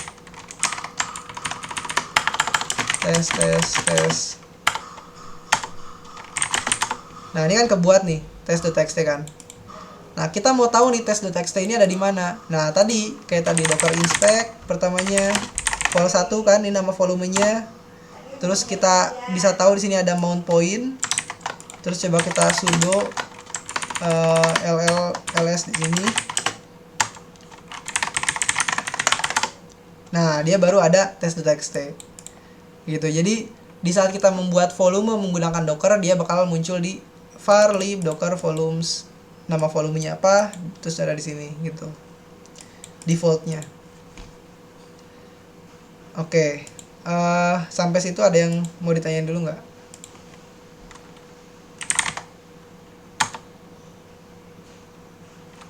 Nggak ada nih. Oke, kalau nggak ada nggak apa-apa. Nah, intinya tapi adalah dengan kita bisa membuat seperti ini, kita seakan-akan kita punya workspace yang baru gitu, tanpa kita nyentuh atau ngacak-ngacak file kita gitu kan. Jadi kita nggak perlu ada bikin misalkan kayak gini nih, ini saya bikin buat general, terus saya bikin buat aktivitas lainnya gitu kan. Nah, itu nggak perlu lagi gitu. Ya udah tinggal bikin aja tiap kontainer gitu kan. Nah, itu bisa. Nah, terus Bang, saya mau nanya Bang. kenapa gimana? Ini pertanyaannya agak ini sih, agak ke jaringannya sih. Oh gitu, Nah, gimana? kalau misalkan kan kontainer itu kan berjalan berbeda dengan sistem kita kan Bang. Betul. Nah, itu untuk IP-nya itu sama atau beda seperti virtual machine gitu Bang? Beda. Dia kayak virtual machine. Oh, jadi beda kayak ini ya. Beda. Terus kalau misalkan kita ngakses melalui IP-nya itu apakah bisa? Mengaksesnya ini apa? Dalam artian apa? Ya, dalam artian kayak misalkan Kayak nge-SSH gitu ya dia? Kayak Ya, kayak nge-SSH ya? SSH. Misal Ah. di kontainernya ini saya masangnya MQTT broker. Oke. Nah, kalau misalkan dari PC lain nih, misal sistem lain mau ngakses broker itu pakai IP, apakah bisa Bang kayak gitu? Bisa. Jawabannya bisa. Oh, jadi bisa. Bisa, tapi tergantung dengan networkingnya. Jadi dalam Docker itu ada namanya networking. Nah, jadi di networking ini kalian harus setting dulu. Jadi ada bridge, ya kan? Ya. Bridge ini dia buat ngeset, ya udah dia pada dasarnya buat ngonekin secara langsung gitu, ngehubungin. Nah, terus ngehubunginnya ini di port berapa yang dipublish gitu, kayak gitu-gitu. Oh, berarti settingannya kayak virtual machine gitu ya, ada bridge terus ada NAT Ada NAT gitu juga ya, ya betul.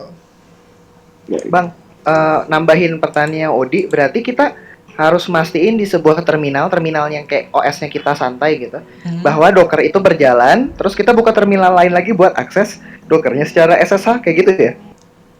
Nah, Gimana? Gini. Kan ini ada kita punya sistem, dia dikemas dalam satu kontainer di Docker gitu kan. Oke. Nah, berarti kayak gini dong jalannya. Kita buka satu window terminal, satu thread terminal, terus kita running Dockernya di situ. Terus kita buka terminal lain, kita SSH IP-nya terminal IP-nya Docker itu kayak gitu ya berarti ya? Nggak harus. Karena kan tadi saya bilang bahwa Docker itu setiap kontainernya bisa jalan di background tadi kan. Oh, Nah, gimana cara jalan di background? Tadi pakai Docker detach namanya. Sorry, tadi pakai -d gitu. Pas ngejalaninnya dia pakai -d intinya. oh, oke. Mm-mm. Jadi kalau run, nih misalnya kita lihat ya. Grep.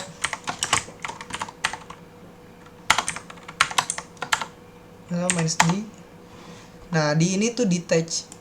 Run container in background and print container ID. Gitu. Jadi kontainer itu bisa jalan di background. Gitu. Oh iya. Jadi kalau matinya tinggal kill proses ID gitu ya?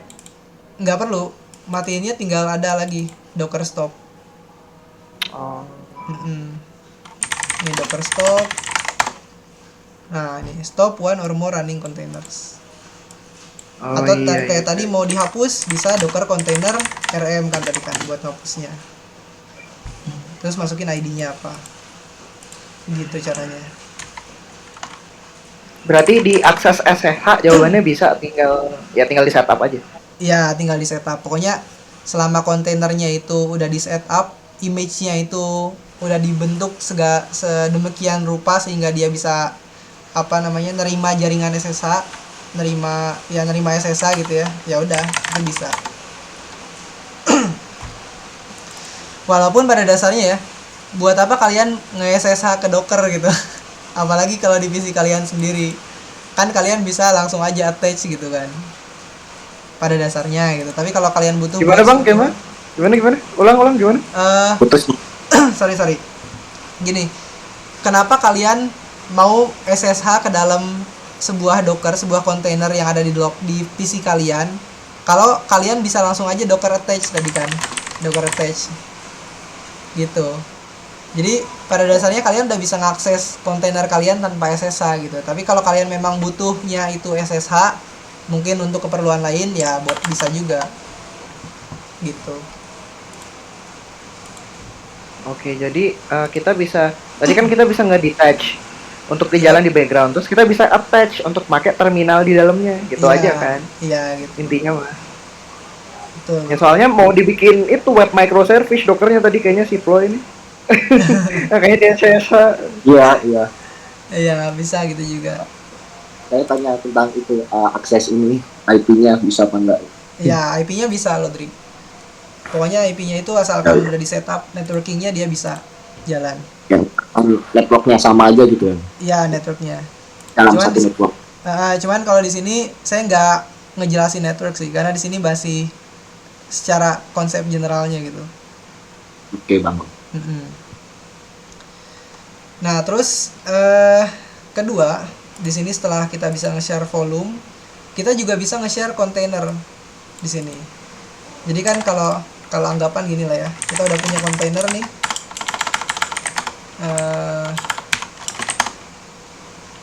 Ini kan ada workspace 2 kan. Kita mau jalin lagi workspace 2-nya. Workspace 2. Docker PS, nah dia jalan. Nah, di workspace 2 ini, kalau kita masuk lagi deh ya, kita masuk lagi attach workspace 2. Itu kan kita udah ada di file-nya itu udah ada test.txt kan. Yang isi test.txt-nya itu adalah tes kayak gini. Oke.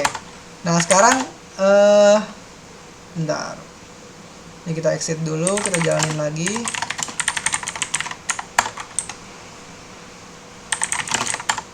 Nah, oke udah jalan. Nah, sekarang gimana caranya nih, misal kalian tuh pengen nge-share kontainer yang udah kalian buat itu ke orang lain gitu. Nah, kita bisa caranya mengekspor atau kita bisa juga save. Nah, ada dua cara. Tapi kedua cara ini tuh berbeda. Nah, kalau kita ekspor nih, kita misalkan Docker export. Ini kan sintaksnya dia masukin dulu image ID-nya apa? Image ID-nya itu ini salah ini. Ini harusnya container ID. Ini new container name. Ya, kalau ini benar. Nah, kita export kontainernya tadi kan. Kita export si workspace 2 ini ke dalam sebuah tar baru gitu. Tar tuh pada dasarnya dia kayak zip file ya, dia compress file gitu. Nah ini misalkan compress, kita bilangnya workspace 2 tar. Nah kalau kita lihat sini ada nih compress workspace.tar ya kan. Nah misalkan saya di sini ini kan lagi jalan nih, saya misalkan hapus di sini ya, saya hapus kontainernya.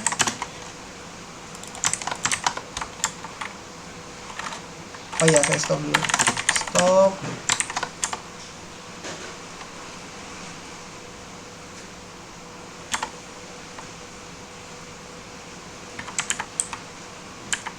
Lama amat nih. Oke. Oke, udah kita hapus di sini. Kita udah nggak punya kontainer apa-apa lagi, yang matinya juga udah nggak ada. Nah, sekarang kita punya di sini udah ada nih compress workspace 2.tar. Nah, kita bisa import dengan cara seperti ini. Coba kita import. Ini masukin tarnya apa? Compress workspace 2.tar. Kita bikin kontainer baru. Workspace baru. Nah, kalau kita lihat di sini PS. Oh, sorry. Atau dia beneran image ya? Lupa saya. Oh, sorry. Dia jadi image. Ini bener image. Bukan kontainer. Yang ngebedainnya gini. Si image yang udah kita buat di sini ini kan workspace baru kan. Ini kalau kita bikin sebuah kontainer berdasarkan workspace baru itu, ini kita namanya workspace. Berdasarkan image-nya ini kan workspace baru, ini image-nya nih. Kita masukin workspace baru.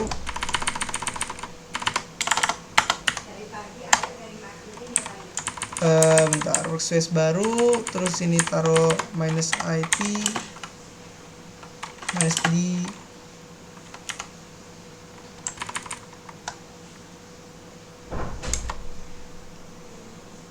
Error results from daemon document specified.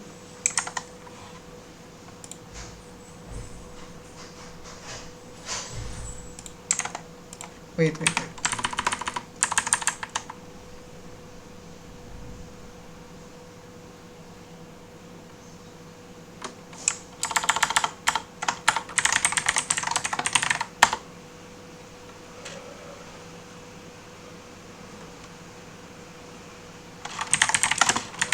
Nggak bisa ya. Coba kita inspect dulu image-nya apa. Si workspace baru ini.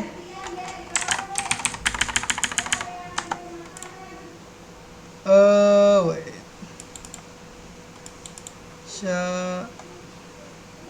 Oh, sorry, dia ini karena komen defaultnya itu berarti kosong kalau kayak gini.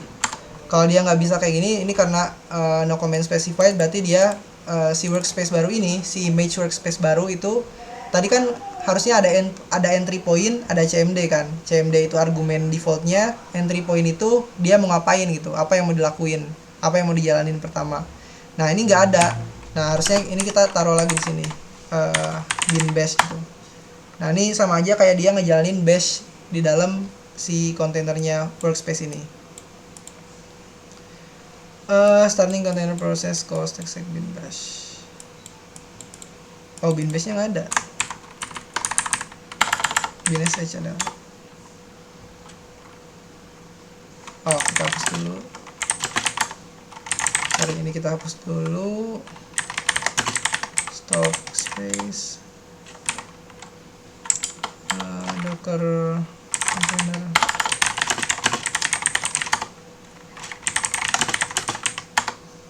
Oke, udah nggak ada.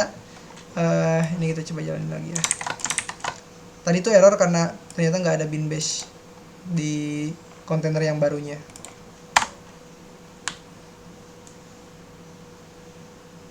Oke, kalau sh ada. Sekarang kita coba lihat ps-min a. Nah, ini kan udah ada nih. Kita membuat sebuah kontainer, ya kan? Namanya di sini workspace. Terus dia pakai image-nya workspace baru berdasarkan image yang tadi udah kita export sebelumnya. Di sini kan kita udah export.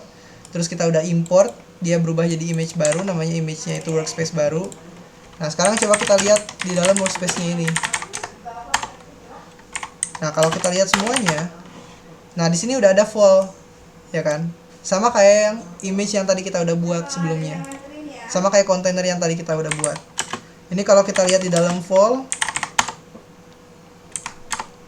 nah di sini kan test.txt kan harusnya ada kan tadi kan, ya enggak? Nah karena kita mengekspor, ini kan dia jadi sebuah image gitu. Nah yang kebentuk itu strukturnya, jadi struktur si kontainernya pada saat kita udah bikin, nah itu tuh sesuai dengan yang kita udah buat sebelumnya. Makanya di sini di saat kita membuat sebuah kontainer namanya workspace menggunakan image yang tadi kita udah export dan udah kita import, nah dia bakal sesuai. Di sini ada /vol struktur ininya ya, struktur si filenya gitu. Dan juga semua, nggak cuma struktur filenya doang.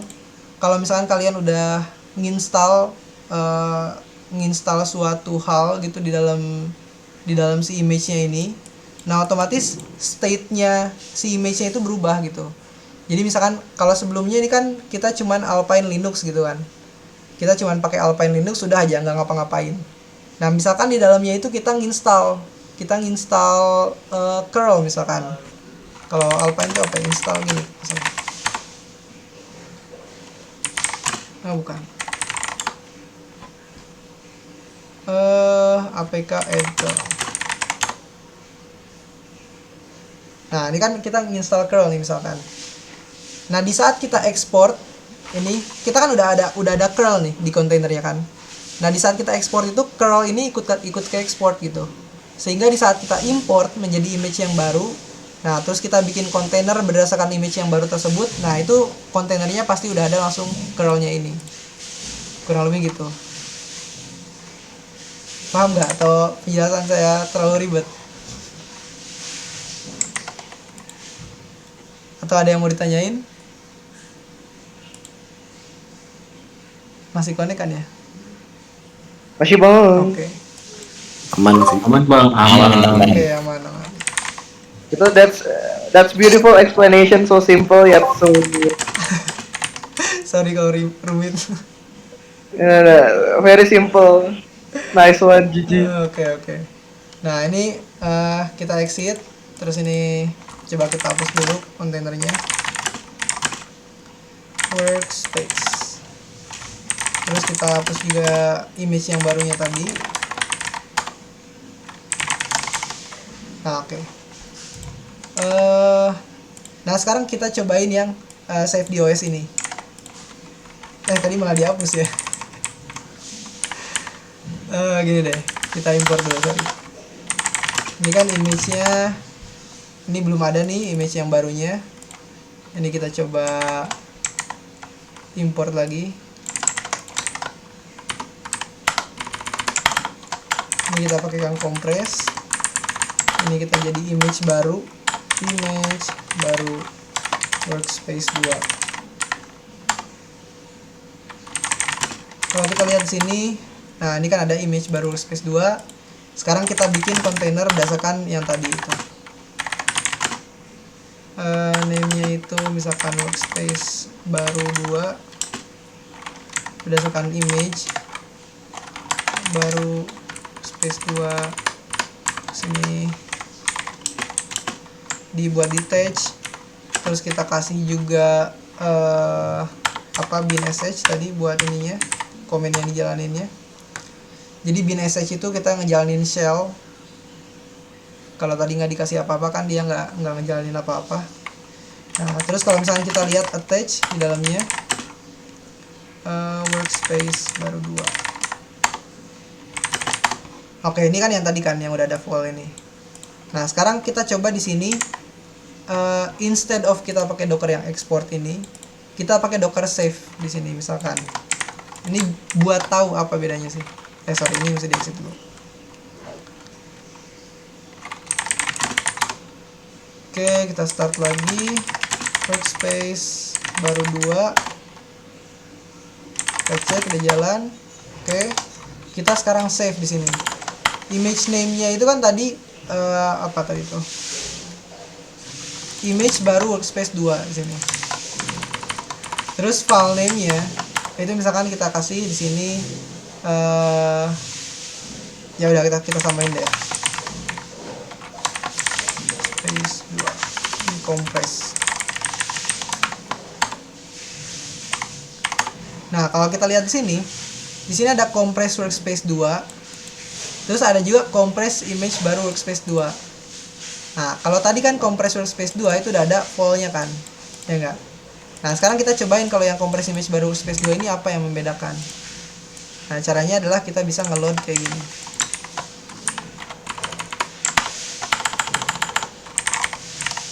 Ini saya antara kebalik atau enggak sih, gila. Nah, dia gini, kita coba load si image baru workspace 2 ini. Nah, loaded image. Ini kan pada dasarnya kita tadi udah punya kan image baru workspace 2 di ls-nya. Nah, ini yang tadi nih. Ini sekarang kita coba hapus dulu deh. Image rm image baru workspace 2.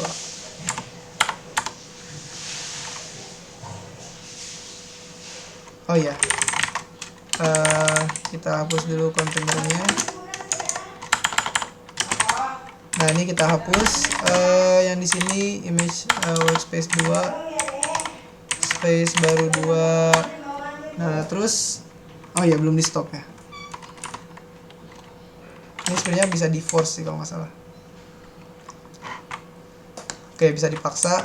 Nah, terus kita hapus juga image-nya, image baru workspace 2. Ya udah di delete nih. Sekarang kalau kita lihat lagi docker ls image ls, nah ini kita udah nggak punya image apa lagi kan. Nah, di sini kita tadi udah mengkompres nih. Ini coba kita load. Kalau tadi kenapa loadnya nggak kelihatan, karena kita udah punya image-nya itu. Nah, sekarang kalau kita lihat lagi di sini image ls, nah ini baru nih ada nih image baru workspace 2. Nah, sekarang kita cobain buat berdasarkan image-nya itu. Dockeran -t -id. Kita bikin sebuah name workspace baru 2 ini ya. Terus kita kasih image-nya ini, kita supply bin sh.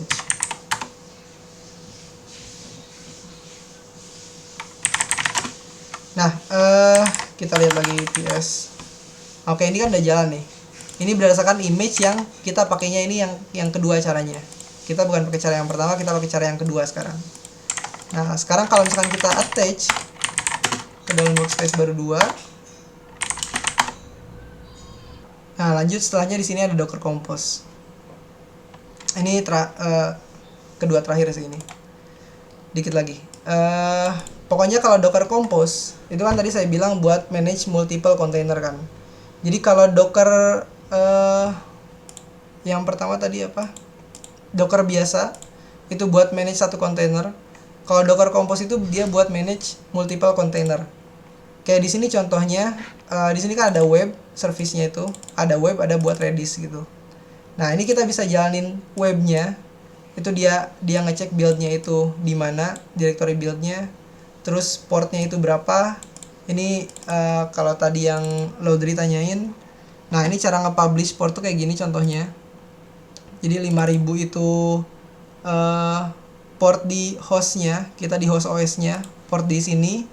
Nah, kalau 5000 yang kanannya itu dia port buat di dalam kontainernya. Nah, terus volumes-nya di sini dia ngasih tahu dia pakai directory saat ini, terus dia connect kemana.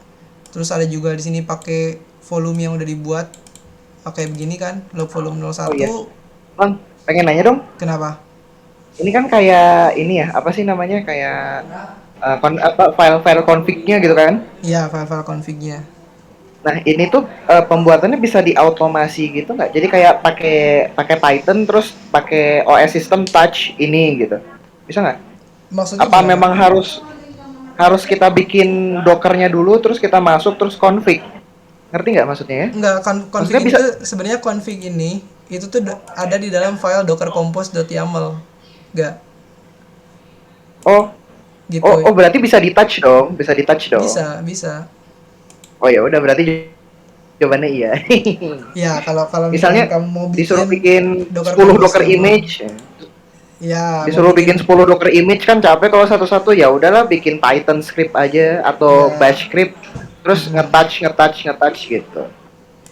Oke ya Bang, bisa. mantap. Thank you, thank you. Oke. eh Ya, ini contoh strukturnya. Ini kalau misalkan kita mau jalanin, kita jalanin yang dari contoh dari Dockernya aja ya. Bentar.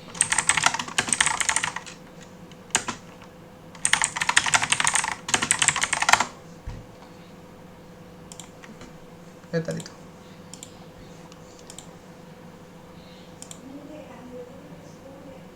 Nah, ini kita ambil contoh dari sini deh. Ini kan kita punya sebuah file Python. Ini misalnya kita bikin lagi directory yang baru buat compose test.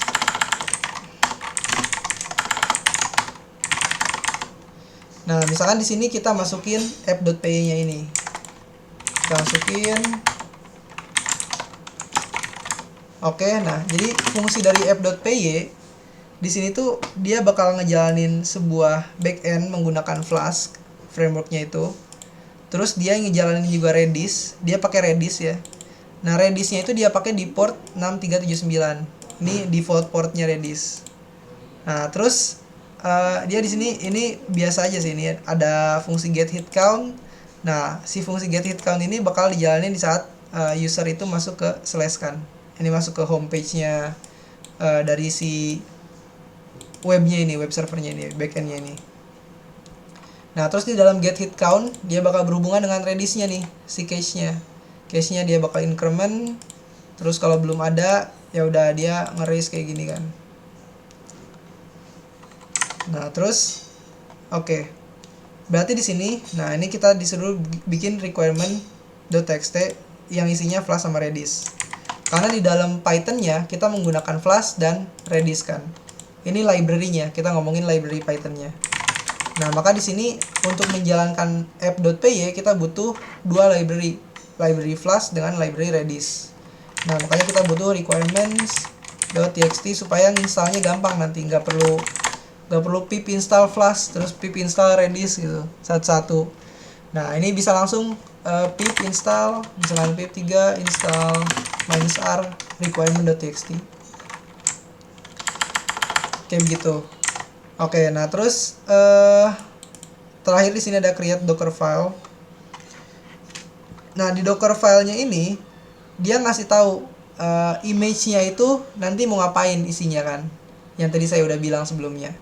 Nah, ini kalau misalkan kita ambil di sini, kita bikin docker file isinya begini. Nah, jadi yang pertama dilakuin dia pakai Python 3.7 Alpine, ini base-nya ya. Nah, terus dia pindah ke dalam folder atau ke dalam directory /code. Nah, setelah pindah ke dalam directory /code, dia masukin nih ke dalam environment Flask app-nya itu app.py, Flask run host-nya itu sekian ya. Ini pada dasarnya dia settingan buat ngejalanin Flask-nya. Nah, terus dia jalan di sini run apk add no cache gcc. Nah, ini buat nginstal library yang dari ininya, yang buat si Alpine-nya ini. Nah, terus dia copy nih. Nah, ini kan ada copy requirements.txt ke requirements.txt kan. Maksudnya gimana? Jadi gini. Kan di sini ada requirements.txt kan. Nah, sementara di saat kita membuat sebuah kontainer, di dalam kontainer itu tuh masih kosongan gitu. Nah, terus gimana caranya kita di dalam kontainer tersebut udah ada requirements.txt-nya. Nah, maka di sini di image-nya kita kasih tahu bahwa di saat kita mau bikin kontainer, kita harus copy dulu requirements.txt dari host OS-nya dari sini ke Docker-nya, ini ke kontainernya. Jadi kiri ini host OS-nya, kanan ini kontainernya gitu. Nah, terus setelah itu apa yang dilakukan? Nah, yang dilakukan kan kita harus nginstal semua library yang ada di requirements.txt kan. Nah, makanya di sini run pip install -r requirements.txt. Nah, setelah itu baru kita expose 5000. Nah, setelah expose 5000, kita copy yang lain-lainnya nih. Ini copy dot ini maksudnya adalah copy semua yang ada di sini ke dalam kontainernya ini. Gitu, yang ada di folder saat ini tapi nya di dot. Nah, jadi sebenarnya ini bisa dihapus, diganti sama copy ini. Gitu. Tapi ini harus ditaruh di atas sebelum run pip installnya. Gitu. Jadi sebenarnya ini bisa ditaruh di sini, ngegantiin ini. Nah, terus di sini dia ngejalanin komen kan di sini kan. Komennya flash run. Nah, ini sama kayak yang tadi tuh yang entry point yang tadi saya bilang. Nah, kalau komen ini dia langsung argumennya. Gitu. Kalau tanpa entry point berarti dia bakal ngejalanin ini, flash spasi run.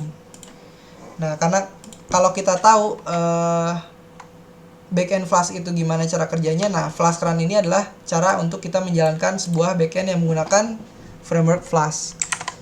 Nah, oke. Kita udah bikin di Docker filenya. Nah, selanjutnya adalah kalau mau pakai Docker Compose, kita harus pakai kita harus bikin yang namanya docker compose.yaml. Docker compose.yaml. Ini bisa YML, bisa YAML, sama aja sih. Nah, di sini maksudnya adalah ini saya quit. Nah, dia pakai versionnya 3.9. Ini version buat Docker Compose-nya ya. Jadi Docker Compose itu ada berbagai macam versi. Ada 1, 2, 3. Nah, ini pakai yang 3.9. Nah, terus services-nya apa aja? Nah, tadi kan ada Redis kan. Dia butuh Redis gitu. Nah, daripada kita bikin image sendiri untuk Redis, nah Redisnya sendiri itu udah ngadain image di officialnya gitu, di Docker Hub. Nah, jadi kita bisa pakai image dari sini dengan teksnya itu tadi kan yang latest kan. Kita pakai Redis dari sini, terus kita bikin webnya kita pakai yang dari kita sendiri nih, yang dari sini nih app.py. Nah, makanya di sini build dot, ya kan? Kan kalau ini pakai image, kita ngasih langsung supply image-nya langsung. Kalau ini build dot. Nah, jadi maksudnya adalah si web ini dia berdasarkan Docker file yang ada di directory saat ini. Gitu. Karena Docker file yang ada di directory saat ini adalah untuk membuat image si webnya. Nah, maka kita sebut aja ini service-nya untuk web gitu. Jadi ini cuma buat ngasih tahu aja tag-nya gitu. Nah, terus portnya nih. Nah, tadi kan saya bilang nih, di sini kan dia expose 5000 kan. Nah, sekalipun kalian taruh di sini expose 5000, ini dia nggak bakal langsung jalan, kita bisa akses masuk ke sini 5000 nggak bisa. Gitu. Nah, si 5000 ini gimana cara ngaksesnya? Kita harus bisa nge-publish dulu. Jadi ini kan kalau ini expose nih. Nah, ini kita harus bisa publish dulu biar dia connect ke port 5000 yang ada di OS kita saat ini. Yang ada di sistem saya ini, Ubuntu ini gitu. Jadi yang 5000 kanan ini yang ada di Alpine-nya, yang ada di kontainer ini, 5000 yang ini ke sistem saya gitu. Nah, terus kalau misalkan kita jalanin aja langsung gimana? Nah, untuk ngejalaninnya itu kalau tadi kan Docker build segala macam kan. Docker build dot terus kita kasih tahu tag-nya apa, nama image-nya apa gitu. Nah, kalau compose itu kita tinggal panggil docker compose up. Nah, ini udah otomatis ngejalanin semua hal yang ada di sini. Docker file, docker compose, itu dia bakal jalan dua-duanya. Jadi pertama dia ngecek docker compose-nya. Docker compose ini dia nyuruh kita buat ngapain aja nih. Ini kan kita mau nge-build webnya pakai docker file yang ada di directory saat ini. Terus kita nge-publish portnya. Terus kita bikin redisnya berdasarkan image redis yang ini yang ada di Docker Hub. Nah, ini kita bisa jalankan docker compose up dan menjalankan semua hal tersebut. Tuh, dia akan ngejalanin yang tadi tuh, from Python, Alpine, work dir code. Nih kalau kita sambil lihat.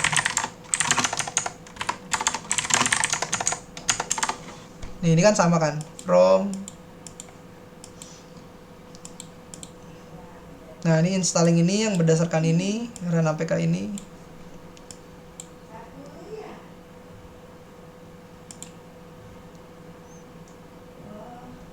Oke.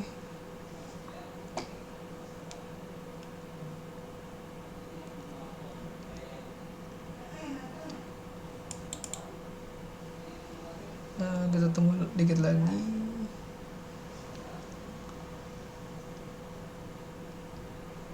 Nah, ini copy requirement run pip install.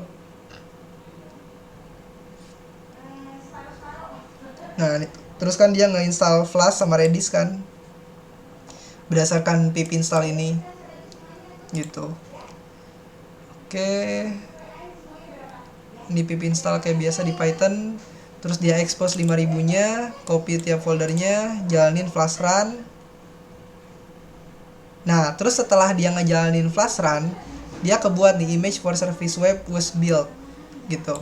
Nah, terus setelah itu dia langsung nge-pull dari Redis. Nah, itu dari get Docker Compose-nya. Nah, yang di sini. Kenapa dia nge-pull dari Redis? Karena di sini kita udah sebut image untuk Redis ini kita gunakan Redis .2 Alpine. Nah, ini ngambil dari Docker Hub. Makanya tadi dia nge-pull dulu gitu. Nah, ini udah jalan nih. Ini udah jalan si backend-nya kan. Kita coba akses nih. Kalau tadi kan Laudry nanya kontainer itu punya IP sendiri nggak? Nah, ini buktinya nih Laudry. Ini IP-nya IP kontainernya sendiri gitu. Bukan IP OS ini. Kan kalau IP saya Itu kan dari IP memang kontainernya kan? iya, Apa dari Dockernya kan? iya. Nah itu bisa ditunnel nggak? Maksudnya Ditunnel ke ini kan sekarang nih abang pakai wifi misalnya. Berarti kan di akses 172.20.02 port 5000 itu iya. di lokal kan. Jadi misal saya gabung wifi abang, saya ping itu atau SSX itu baru bisa. Nah itu bisa ditunnel ke internet nggak? Bisa kan, ini misalkan kita udah publish nih portnya kan. Ini kita bisa akses dari sini. Pertama nih. Ini step pertamanya. 172.0.0.1 atau localhost 20. portnya Oh. 5000. Kok 172 sih? 127. Duh, sorry. 5000 kan. Tuh home kan. Ini kan jadi gini, 5000 ini kan OS kita kan. Ini connect ke sini ke OS saya gitu, OS yang Ubuntu ini. Nah, terus 5000 yang di sini, ini 5000 yang di kontainernya gitu. Nah, jadi pada dasarnya kalau kamu nge-publish misalkan port 8000 lah anggap. Port 8000 udah di-publish. Nah, terus dari port 8000 kan connect ke OS ini kan. OS yang Ubuntunya.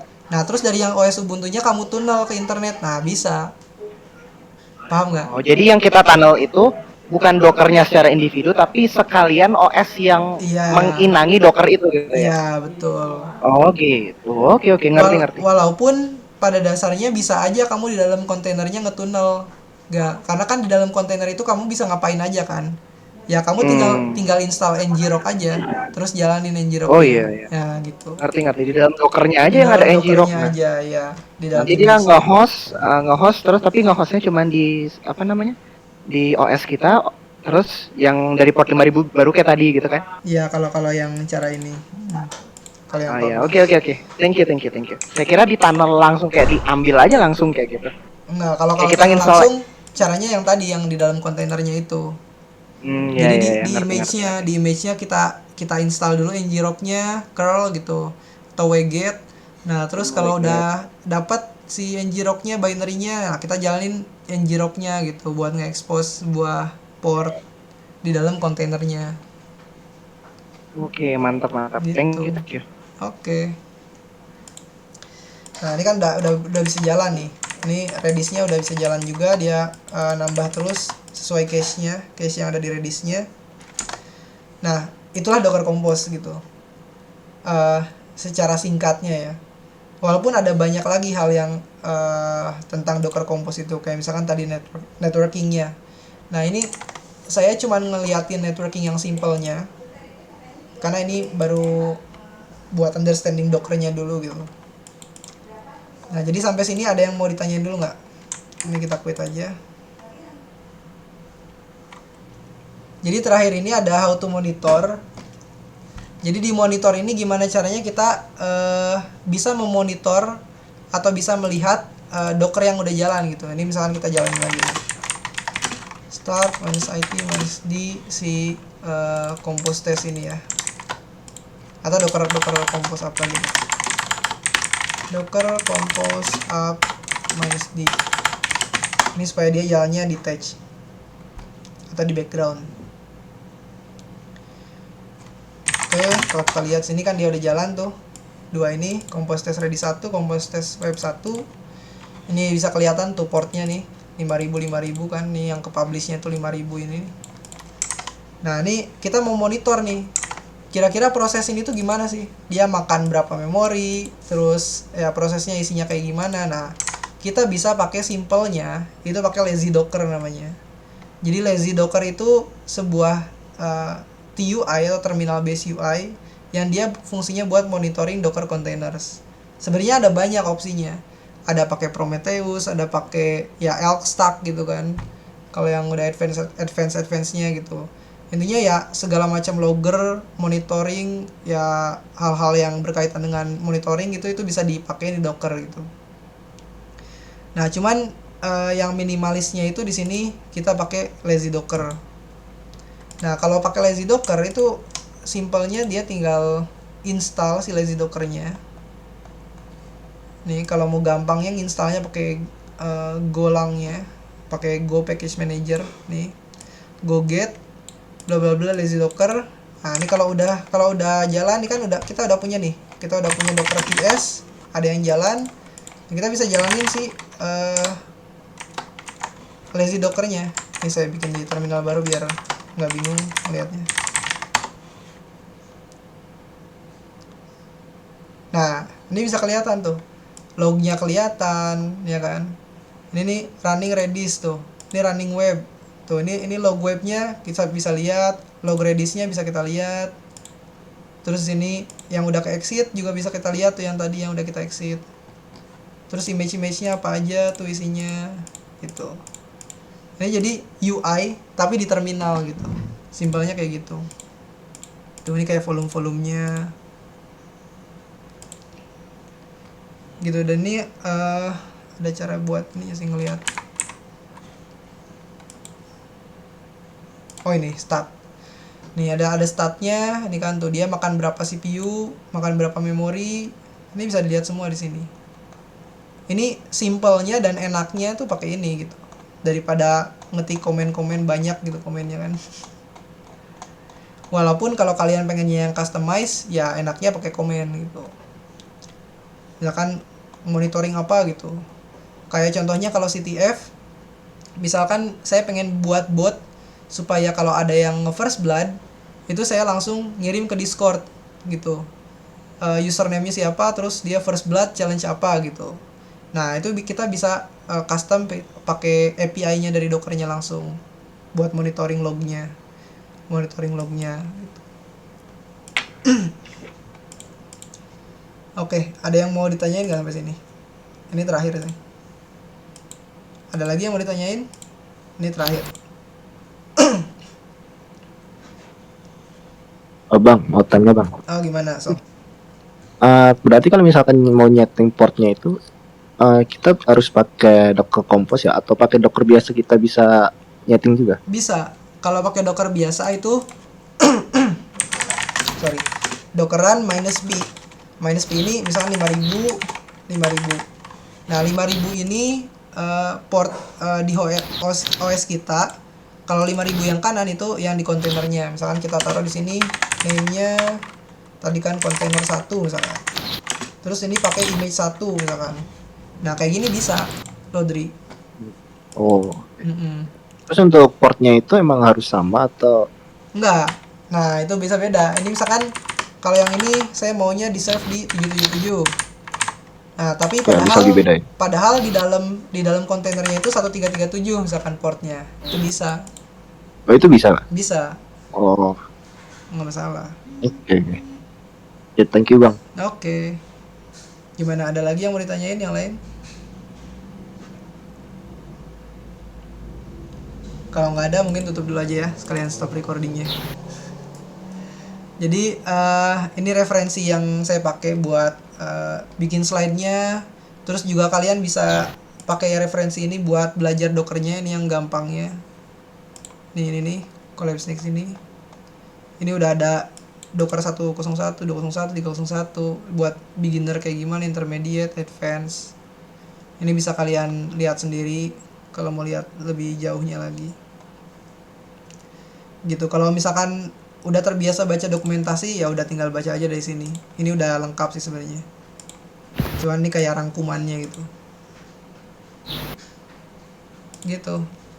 Oke, kalau nggak ada lagi yang mau ditanyain, mungkin sekian untuk WCC minggu ini, dan terima kasih atas kedatangannya dan kehadirannya. Wassalamualaikum warahmatullahi wabarakatuh dan selamat Waalaikumsalam. Waalaikumsalam. Gimana deh? Aman deh?